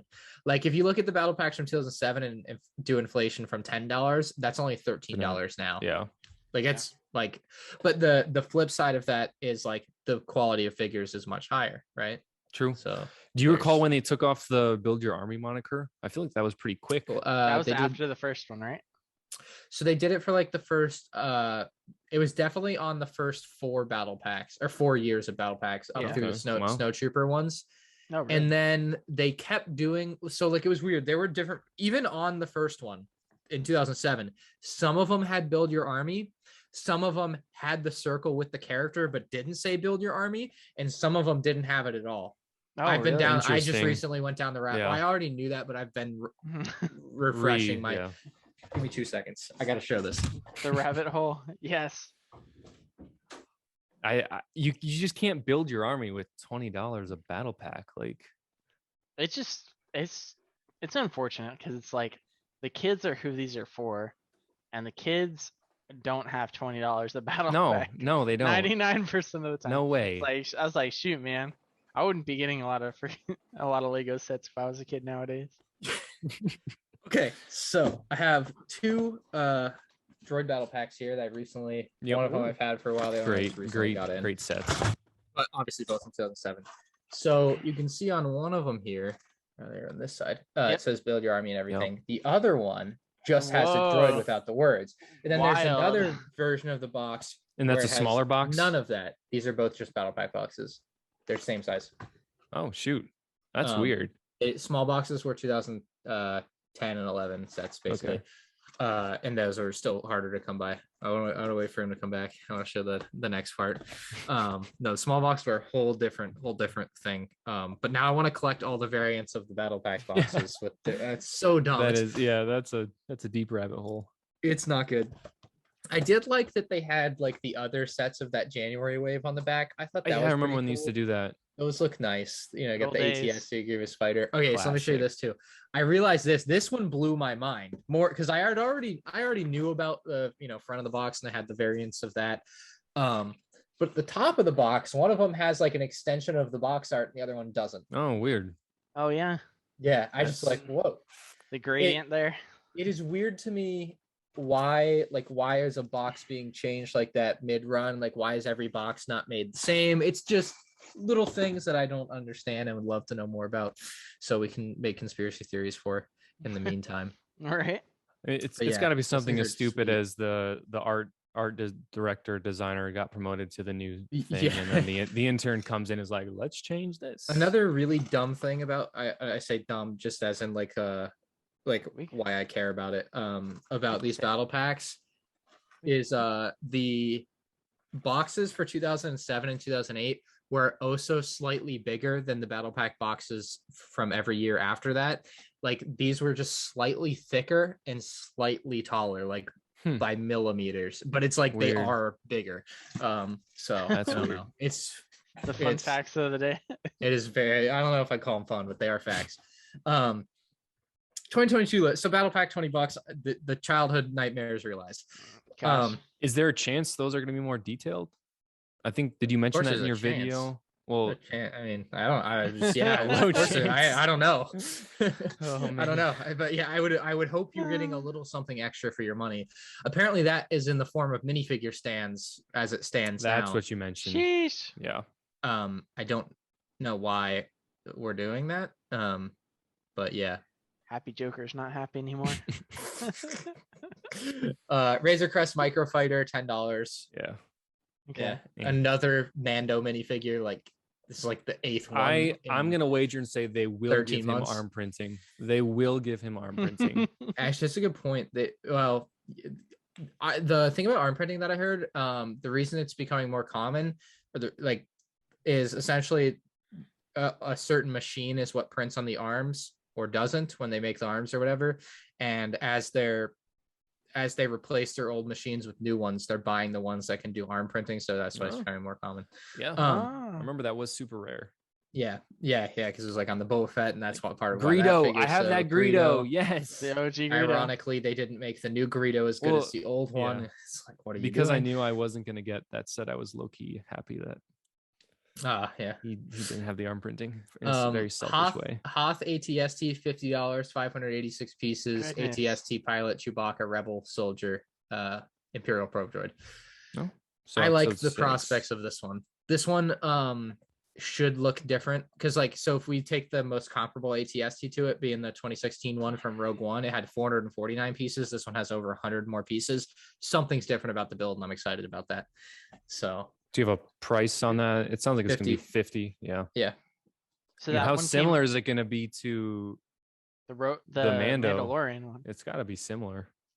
Probably. Well, the Mando one is similar to the Rogue One one, right? It's just got more like pieces for color and just dangling things. It's otherwise basically the same build. My point is, you take the most comparable one being the Rogue One with 449 pieces, because they're both just a base ATST without all the extra stuff that the ATST Raider does. And you have more than 100 extra pieces, and I think the build is going to look. The thing with Star Wars sets is like you're still basing it off an ATST. It still has to look like an ATST. Mm-hmm. I'm sure there's a billion different variations you can do that look like an ATST but have a different build, right? But at its core, it's still an ATST and it's going to look like that. So I'm sure it'll have a different vibe to it, but it will still be close. I don't know. I'm excited. That one seems interesting. So you said that comes with Chewie, pilot, probe droid. ATST pilot. Yeah. I wouldn't be surprised. Obviously, you have the rumor there, but maybe some sort of Ewok trap build along with it. Or does it sound like it's an episode 5? Oh, you said 5. Never mind. No, why is Chewie in there? Oh, because he shot at the probe droid. Yeah. Oh, that's right. Yeah, that makes sense. I'm with us. You're there. Paying attention in class. I don't know if this is the $100 set, but let's just assume it is. Jabba's Boba Fett's palace. That is an exciting prospect. That's where I'm gonna get the Boba minifig from. That is where you can get the Boba Fett minifigure. Yes, very likely. And you get the throne. Probably get Fennec Shand. Go ahead, sorry. Do you really think we'd get a Book of Boba Fett that soon after the show comes out? Well, we've already seen the throne, so it makes sense. Yeah, why not? Honestly, we've already seen the throne. They often obviously make sets that come out months before the show and movie for a lot of things. I remember they did that for Force Awakens, I believe. Yeah, no, they do. They did it for all the movies. Yeah, they released like 5 or 6 sets before. But yeah, I don't see why not.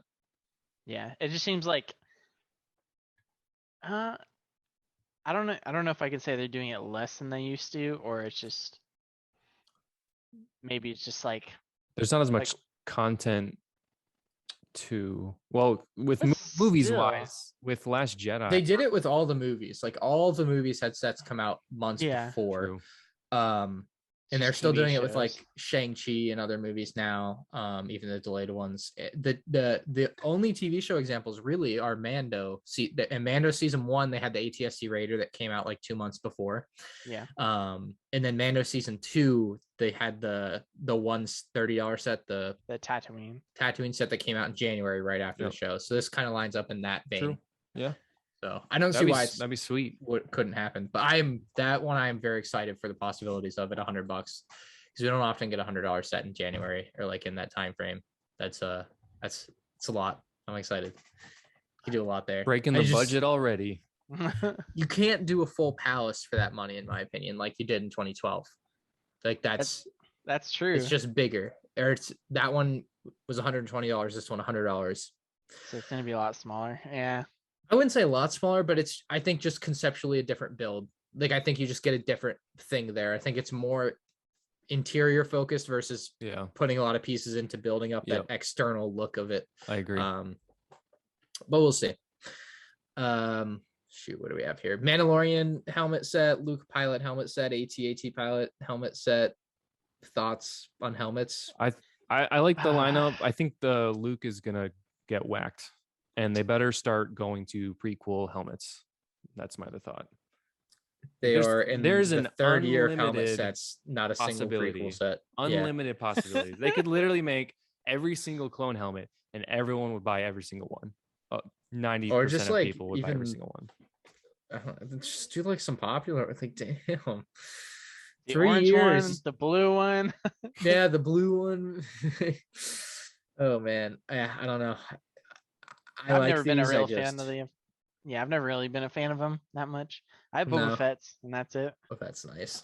You got to get the Mando one to go next to it now. Yep. And then the 2 new ones that came out today as rumors were the Death Star battle scene and Yoda training for $60 and $80 respectively. Goodness. What? Now, given where they are in the order of set numbers here, so like everything else is, I don't know, and like their pricing. Do we guess they're 18 plus sets? That sounds right. I mean, I feel like the Yoda one will be because we just had the Yoda. Yeah, Yoda's hut. Plus, all the other Yoda's hut are small. Like, what do you do with $80 of Yoda's hut? You make a display set for adults. Even 60, because the $30 one. Like, man, how much more could we do? Yeah, well, I would assume maybe we get the Darth Vader Luke scene. Oh yeah, that would be nice. Half of it is maybe Yoda's training, half of it is Luke and Vader fight. The other thing is like you could have a submerged X-wing. Now I don't think you could do the full X-wing, but if you do like partial X-wing in the water as part of the display, that works really, really well. Yeah, which is I don't know what the scale is there. Yeah, that's a tough scale to get at $80. Yeah, so I'm kind of scared to see what that looks like, but I have high hopes. Death Star battle scene. It's either a lightsaber duel or a trench run. And because it says battle, I'm leaning towards trench run, not lightsaber duel. Because they don't call duel sets battles. No. From what they've always been lightsaber duel. They've done the vignette, which I mean that we can't really count that for anything. The trench run vignette. But how do you I'm trying to think, how do you do a cutout where you're looking at the bottom of the trench and the side of the trench, and you kind of I think so. That's what all the mocks I've seen do. Okay. So I would just assume it would be similar vein of you get the bottom side of the Death Star trench and the left side or whatever with some turrets, and then you have Darth Vader's TIE fighter, 2 TIEs flanking it, and an X-wing behind it or a Y-wing. I don't know. And that's $60. This what says, that's a lot of value. Hopefully they've got to be MIDI scale then. I feel if we're getting 3 ships. I don't know how big it would be, because the other, like the ones we have, right, the promo one was like essentially worth $15. So if you say 4 times that, there's something there. Like I'll search up like a Death Star trench and see if I can find something. I'm just curious what the like. Because most of the Death Star trench mocks are done in like really big scale. True. It's like, we're not getting that. No. That's like $5,000. So no. That doesn't fit in a box. Yeah, this uses the UCS sets. I don't think we're getting that scale. It doesn't fit in a box. It fits in a wooden crate. 50,000 Lego pieces. Death Star 2 includes the Super Star Destroyer crashing. Like a mock that like represents what I would envision in my head very well. But it's like, I don't know, you get back to the prequel combo and it's like we literally had a Death Star trench set. We had the Death Star Junior's X-Wing, and now like where like just throw in one prequel 18+ set and see what happens. Quit holding out. That would be cool. I haven't even thought of prequel 18+. I think the one that could work is from episode 2 would be the Bounty Hunter Pursuit. Give some sort of scene to it, maybe.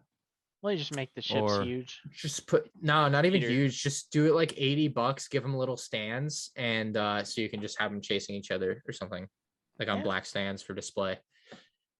I'd go for that. They'd probably do it as a playset, but that one could be 18+. It would also look really good on the box with those and the vibrant colors that they are contrasted with the black. Just would look nice. The green and black. I don't know what else you could do though. I mean, other than UCS stuff, which there's obvious choices like ATT and Venator. What's your number one set that you want to see? UCS. Venator. Venator would be so nice. It would be easy too, right? They just take the base of the Imperial Star Destroyer. No, you have to build it from the ground up. No? But really? Wow. Yeah, I think it would do well at like $400 or $500. I don't think you go $700 like the Star Destroyer. I don't think it needs to be that. I don't think it can be that. I think $400 or $500 is a sweet spot. That'd be so nice. It'd be so nice. They have the custom one, and it's great. But yeah, that one it looked really cool. Let me look up UCS Venator. It basically is the size that I would want the Lego one to be. Unfortunately, it's custom, so it's $700, and custom sets just can't compete pricing wise with what Lego can do. And people call Lego overpriced, so like at that point, you can't win. You're never winning that argument. But like that is the exact size I would want a UCS Venator. That's like $400 done out the door, and it looks beautiful. That was the one that your buddy sent you. Yeah. Wow. How big is it? Similar size to the Imperial? No, it's smaller. No, it's smaller. It's about 3,000 pieces. Star Destroyer is only really 4,500, but size. This one uses a lot more smaller pieces, I would say, than the Star Destroyer. But I would love that. It would be so nice, nice. The one that I've been wanting for the longest time, Jedi Temple, but how they do it is a little different than you would think. So micro scale. No, so they do it in the like the playset that they've been doing, Ultimate Master Builders.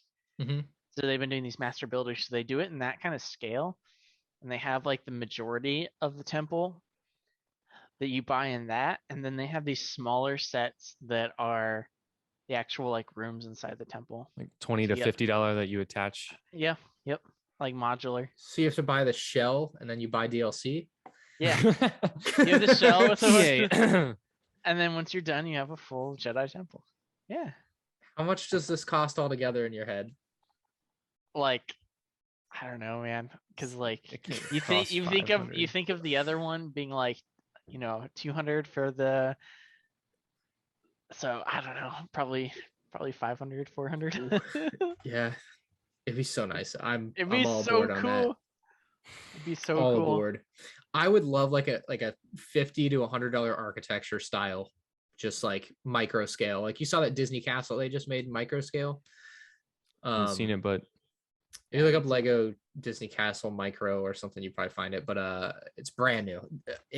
That is kind of the idea I envision in my head of like what would be reasonable to expect. They have such hesitancy to even do the smallest sets from the prequels. Like you can't like. If it was 2005, maybe you could get a $500 type of thing like that. But I think they're just too scared and they don't like it enough. Yeah. So also, is it gray or tan? All right.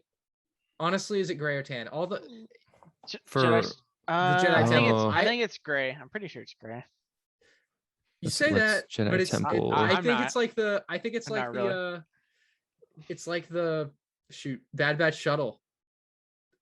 Is it gray or tan? And like I think it's the Lego tan. MOX half the Lego MOX and pictures from different lighting aspects, I see it's tan. Like I'm looking at one right now. If you ask me, and this is the only picture I had, it's tan. But there's other lighting angles that I see, and I'm like, oh yeah, that's obviously light gray. I don't know. Is it gold and white or black and blue? Anyone? Right? Anyone? It's a fascinating one. I think if they made it, it would end up being tan. But I honestly, I don't know. So Clone Wars has a lot more close-ups of it, and it looks tan. It looks tan. In Clone Wars. It's just all that it does, lighting. Yeah. It's all that lighting that never know what it actually is. Yeah. Right. Looks like it's tan. All right, tan it is. Stamp it into existence. If they don't do that, could have some like dark gray shadow looking pieces. Yeah. To make a fake shadow. Oh, I don't know if they've ever done that. Yeah, I was thinking. I was like, I don't think they have either. I can't think of any set where that's actually been used, but that is definitely like a mock thing people do. That's nice. Yeah, I wonder. I have to look for examples. I know people use like dark gray to be like wet on light gray too, and that looks nice sometimes if it's done well. Yep. Yeah, because have you played the original Battlefront 2? Mm-hmm. Yeah, that's where I get the Jedi Temple. Oh man, it's so nice. That game's fun. I used to play the bots all the time. It's just playing bots and that's it. Play bots. I had a save specifically like set for the Jedi Temple mission in Battlefront 2. Play as Anakin and just like mow down the Jedi. Jesus. You're gonna get us canceled, dude. Yeah, right. I think that's all the 2022 rumors. Outside of that, the UCS Luke Landspeeder, I think, was the last one. Yeah, I mean, kind of goes without saying. I think we mentioned that one before. It'll exist. People won't like it. It'll sell fine. It will not be a better seller than probably. Honestly, I don't think it would even sell more than the A-Wing. Well, I just want to know, like, who's the one that's like, you know what, Landspeeder. You know what? That's what we need in UCS. Right now, anyways, in the current climate. Let me see if I can find. Yeah, it's a bad time to put it out. Always is a bad time to put it out. Yeah, there's never really a good time, I guess. What was the comment I saw? It was like someone at Lego just really likes designing Luke's Landspeeder or something. I was like, I can't find it. They're at their annual Lego headquarter meetings. All right, how can we reimagine the Luke's Landspeeder? We've like last year we took him to a new level. Landspeeder on there. Took him to a new level. But what can we do this year to just really take it to the next level? If we build this, can we stop building Landspeeders for like the next 2 years? Right? Sure. Okay, we're building a Landspeeder, guys. I can't find the screenshot. Oh well. Will we get Luke, Farm Boy Luke, with arm printing? That's the real question. And dual molded legs. Definitely not. Man. Value. You get a picture of R2D2. You don't actually get the figure. Luke's Landspeeder, like the actual playset. Okay, I think Luke's Landspeeder doesn't get any flack if they didn't make that 2017 version. Because the timing. I just don't remember when it came out. I don't remember 2017. I just got it. Oh yeah, did it come out with? It's the one with Obi-Wan and the Tusken Raider. Yeah, it was the Walmart exclusive. The Rogue One, yeah. Yeah, it's $20. I think that this version is the reason it gets all of the flack. Also, like, can we look at why is it blue on the back, by the way? I never thought about this. The little orb or the ground? No, like everything is blue on Tatooine. What happened? I've never actually thought about that. I have to think about that. No reason. No, but like they probably ate too many deaths. So like we all are obviously painfully aware of how memed on Luke's Landspeeder is, but like they had one in 2000 or 1999, then they had one in 2004 with the Cantina. Yep. Then they didn't make another one for 6 years till 2010. Then they put another one in 2014 with a Cantina again, and then 2017, 3 years later. And then the big mistake was doing another one 3 years later again in 2020 or whatever. I feel like if you just take the 2017 one out, it's not that bad. But the 2017 one makes it bad. But does any? I don't think any others. Yeah. Does any other set come close to that? The Snowspeeder. Yeah, just the Snowspeeder. 1999, 2004, 2006. It came in the 2007 rather. It came in a hot set. The one with the Wampa. Yep. Then it came out. UCS. No. In 2007, it came in the Echo Base set, the one with the door. Then it came with the Wampa set in 2010. And then it came in standalone in 2014, right? Okay, that's pretty bad. And then it came in the UC. Yeah, with the 2010, it came in the UCS set in 2016, and then it came out in 2019 standalone, and then the 4+ one came out in 2020. So it's like 8. It's, I think, worse than the Landspeeder, but people actually like the Snowspeeder. So do you think Mark Hamill has every Luke Lego minifigure? I really hope he does. No, there's no way. I wouldn't expect it. I wouldn't want him to. Too many Landspeeders. Yeah, that's a lot. Just keep the figure, chuck the Landspeeder. Could be worse. Could be like Clone Wars Anakin. What do you mean? It's just in too many sets? Yeah. They did like the one with the big eyes, or yeah, that's the one. How much did you hate that? The big eyes? I did not buy a single Clone Wars set because of that, and I greatly regret it now, of course, because I didn't get any Rexes. I was fairly similar, unfortunately. I didn't think about it much. I just bought the Lego ship for the ships sometimes. Just depended on the set. Yeah. But yeah, they did use that figure a lot looking back on it. The Obi-Wan. Yeah, I was glad when they went back to the normalized. I think they made the right decision there. Right. Yeah, it was an interesting art style choice for a little while, though. At least it was something different, you know. Yeah. It's better than having always have been the same. I think one of the important things for Lego Star Wars that makes it interesting to look back and have like eras is like the yellow figures. Like for the first 5 years, everything was yellow, and so like you had this time period, and it allowed so much room for improvement. Yeah. That I liked. So. And I like how it really sets apart the eras of Lego with like you have the. I mean, now that I'm thinking about it, it's really the main determiner. Of course, you have the more detailed sets post 2010 or 2015. But I definitely have big nostalgia for the yellow tone minifigs. I like them. Yeah, it's just nice to have the separate time periods. Yeah. And then with how excited I was to try and get all the Marvel CMFs. Right. We need. I mean, this is another dead horse we've beaten to a pulp. It's Lego Star Wars CMF. Like, all right, what's our chances? Come on, I'm pulling the old Magic Con. So I think they can do it. I'm sure you saw the video, The Truth About Lego Star Wars Minifigures. I did a lot of research for that video, and I always took Lego's word for it, but I have now thoroughly convinced myself they are not telling the whole truth. So I think it can happen. They just did Marvel this year, and it couldn't happen before, or they said it couldn't happen before. I think it can happen. I am pretty pessimistic as to whether or not it will happen.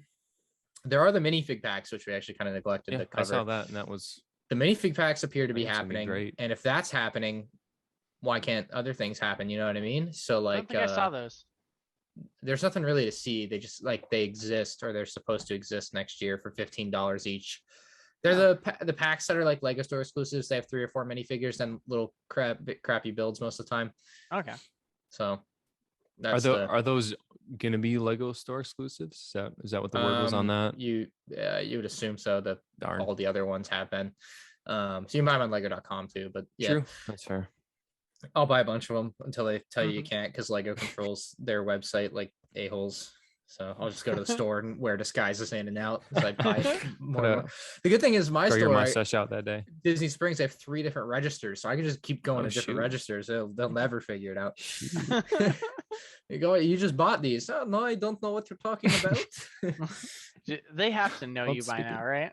So, I mean, well, some people just know me because I watch my videos. Yeah, some of the employees know who I am. Okay. I don't think like going in there a lot would get you recognized in Orlando, because like it's Orlando, it's a tourist. There's a billion people in there every day. Like it's doesn't matter how often you go. If you went every day, they still might not be like, oh, you were here the last 4 days, you know? But if like people watch YouTube, they know who I am. Yeah, I would say. Nice. At a smaller store, I'd probably know every employee by name and hang out in there all the time if it was at my mall here, but it's not close enough. Yeah, the closest store to me is 2 hours away. It's either Chicago or Indy. Yeah, Chicago or Indy. That's what I got. Right. 2 hours is tough. I got a nice and close one. Nice. How close? Like 30 minutes. 50. Sheesh. You have no idea how, like, for the last 10 years of my life, like, it's just always been in the back of my head how nice it would be to have a Lego store 10 minutes away like that. That is enviable. Because so where you're at, I know you've been looking for a house. Have you worked that into the location planning where the Lego store is? Basically, yeah. I'm either going to live here where I am now, still an hour away, or if I move to Orlando, obviously I'd be closer. Or if I move to somewhere in Georgia, I'd live in a city that's close to it. So yeah, that's part of it. I wouldn't say it's a huge part of it because as long as I'm within an hour, I'm happy. But yeah, anything farther would be a tough spot to be in. I did it. I made the trek once for the UCS Millennium Falcon. And then you went the first day? No. So I went in. When did it come out in? October or November? September, like 15th. September. I think I went October then. Okay. Yeah, it had been out for a while, but so I knew I was going to get it, but yeah. Did you get the black card or no? I did actually get the black card. Nice. So I think that's one of the reasons I got it then, because I knew I was gonna. Do you get the? I got mine on my. I don't know if I can. I got mine on my phone. Oh, sweet! I don't think I've done that yet. I don't know is it too late. Do you carry it around? No, okay. I don't. I don't even know where mine is. I just know I put it somewhere where it's safe so it doesn't get damaged, and I'm good with that. Yeah. It's just safe now. Yep. I know exactly where it is, but yeah. Yes. All right. So let's black card guy, David. I think he's reconnecting. Okay. I think he did get it. He got it pretty quick soon after. I don't remember if he got the black card. We can ask him when he gets back on. So to wrap us up, let's do a little bit of, we'll call it Heavy's. Oh, that's right. Heavy's rapid fire questions. Just quick answers. Don't have to think about it. We'll go from Star Wars to maybe some other things. So let's start out with Star Wars. Favorite Star Wars movie? Episode 3. So I'm gonna shake it up and go episode 1. Liam Neeson carries that movie for me. Of course, Ewan McGregor supporting. Definitely one of my favorites. We'll have to catch David. Wait, episode 1 is your favorite movie? It's all nostalgia. I understand it's not a good movie per se, but it's all just like I remember watching that movie the most out of all the Star Wars. Okay. Yeah. David, I don't want to hear it. Favorite movie, David, for Star Wars, go. I mean, the one that I watched the most, I would say, is Return of the Jedi. I mean, not Return of the Jedi, Revenge of the Sith. So your mic's really hot, David. Oh, sorry. You can talk normal. Can you hear me? Yeah. It's a bit loud. Okay. Man, I'm sorry. I switched to a different headset. I got you. Yeah, Revenge of the Sith, definitely my favorite. Yeah. All right, let's go. Favorite battle pack. 2009 Clone Walker battle pack. Once again, I got to go 2007 or 2006. 2007 battle pack. 7. Yeah. David. I will say my favorite is the Rebel Trooper battle pack. 2008 one. 2008. Nice. The Republic Trooper, the Clone Trooper. That one's so close to my favorite. Yeah. The Rebel one was nice too. That's like one of the few, like the only other sets we ever got those Rebel troops in, I think, were Tantivs. So that's actually pretty crazy too. Actually, no, they came in the Ford Plus TIE Fighter recently, but otherwise. Oh yeah. Oh wow. Yeah, you don't really think of those as uncommon figs, but there you go. No, they kind of are though. Yeah. All right, let's go. Favorite Jedi. Anakin. Episode 3 Anakin. Yeah. I mean, we kind of already said this with our top 3 characters, but I got to go Qui-Gon. I think he's the most level-headed. Yep. OG Luke. OG Luke. Well, with his farm boy outfit still, or episode post 6. wine or pre-wine? Episode 6, or Post would you even go Mando? Black outfit, green lightsaber. Black outfit. Oh yeah. Classic. I love his lightsaber in that movie. It's so nice. Yep. Yeah. Actually, that one is hiding behind Anakin's, but I can't see it. But all right, so we're gonna stray from Star Wars a little bit and go favorite go to fast food restaurant. TiVo. I mean Chick-fil-A, but I feel like I go to like Wawa more often now, and it's not like a fast food restaurant, but like I go there and I get chicken and mac and cheese. So like, what's the difference? See, we don't have Wawa where I am. I know what it is, of course, but it's more of like a mystery land to me, where people speak of it like it's the promised land. So I'll just have to take it at face value. But I got to go with Panda Express. Oh wow, always love me some good Panda. Panda is good. All right, what is David's? T-Bell. Yeah, Taco Bell. Oh, Taco. Okay, I was like, I didn't. Okay, I get it. Those freezes. That's fair. That's fair. The only Taco Bell I like is the Taco Bell Pizza Hut because it has Pizza Hut. Combination taco. What's that song on that's going on TikTok? And last one, we'll run out with a Clone Wars favorite clone from Clone Wars. I guess Rex. I don't really have I was thinking Rex, but like who's the Scottish one? There was that Scottish one. I know who you're talking about. Yeah. I think he was in the training one. He was saying like you've never got the girlfriend, or he was saying something like that. No, I don't know. I like all these clone characters, but I honestly don't remember a lot of them very well, or like who they are, what their I'm the same deal way. is. Yeah, just Rex, Cody, Fox. I know Echo. them, and Echo. I mean, with that new Hauser, Knives. I think I saw a meme where it was Hauser's like, cool. how to get fans to fall in love with a clone in one episode. You give them a sick fade, give them a couple scars, and we'll fall in love with them instantly. Yeah, fair enough. Yeah, that's a good point. Sick fade. Sickest. Nice color too. Yes, color's important. Sweet. Yeah. Well, I think that about wraps us up for today, unless you guys have anything you're dying to talk about. We're definitely going to split this up into a couple parts. So Lego Star Wars 2023 rumors. You have any? No. Well, so the clone, not to start into a new tangent, but clone Attack of the Clones 20-year anniversary is next year, right? Yep. But there's apparently nothing on the docket, unfortunately. Not for the first half of the year. The summer wave's still wide open. We'll cross our fingers on that bad boy. Here's the deal. I mean, episode 1 came out. They did 2 episode 1 microfighters, and they did the Anakin's Pod Racer. There was never a dedicated 20th anniversary set, but those were the episode 1 sets that came out that year, presumably partially inspired by the fact that it was the 20th anniversary. This year, we have started off very cold for episode 2, freezing cold, in fact. And here's the other thing. And look, the Lego Star Wars designers clearly do not understand the fandom very well, but for I swear to God, if you go back probably episode 10 of my Ask M&R series, I have been answering this question and getting this question for 3 years. Will they do 20th anniversary episode 2 sets specifically for episode nonstop? Wow. People have asked me this for 3 years. If Lego doesn't deliver, there will be hell to pay. I promise. Oh, and it's not even something I have personally invested a lot of desire into. I would love it. I don't expect it, but a lot of people have asked me this, and a lot of people are expecting it. That. Yes. I swear I've gotten the question a billion times over the years, and it feels like something that a lot of people are very much wanting. So that means Lego won't do it. Yeah. Is our generation the League of Generation? Oh, yeah. Absolutely, man. Absolutely. We're the only reason. We're the millennials and little older ends of Gen Z. We're the reason that diamond stores are going or taking a hit, and we're the reason that Lego is still in business. Let's be honest.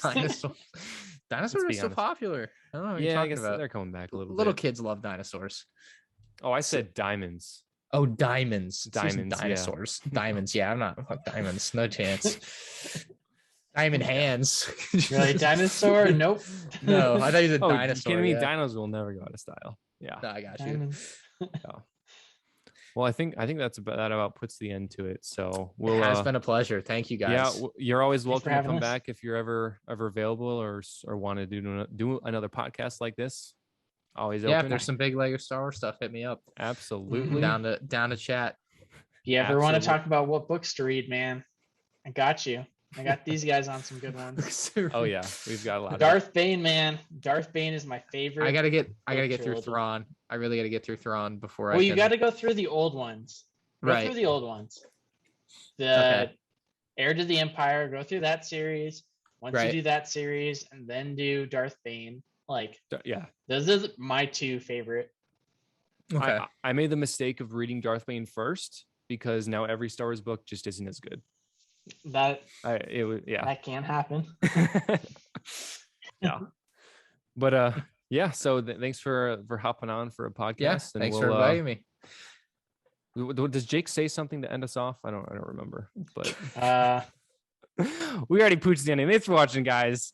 We'll May see the you for the Force be next with you. episode. Yeah. And may the force be with you. Yes, sir.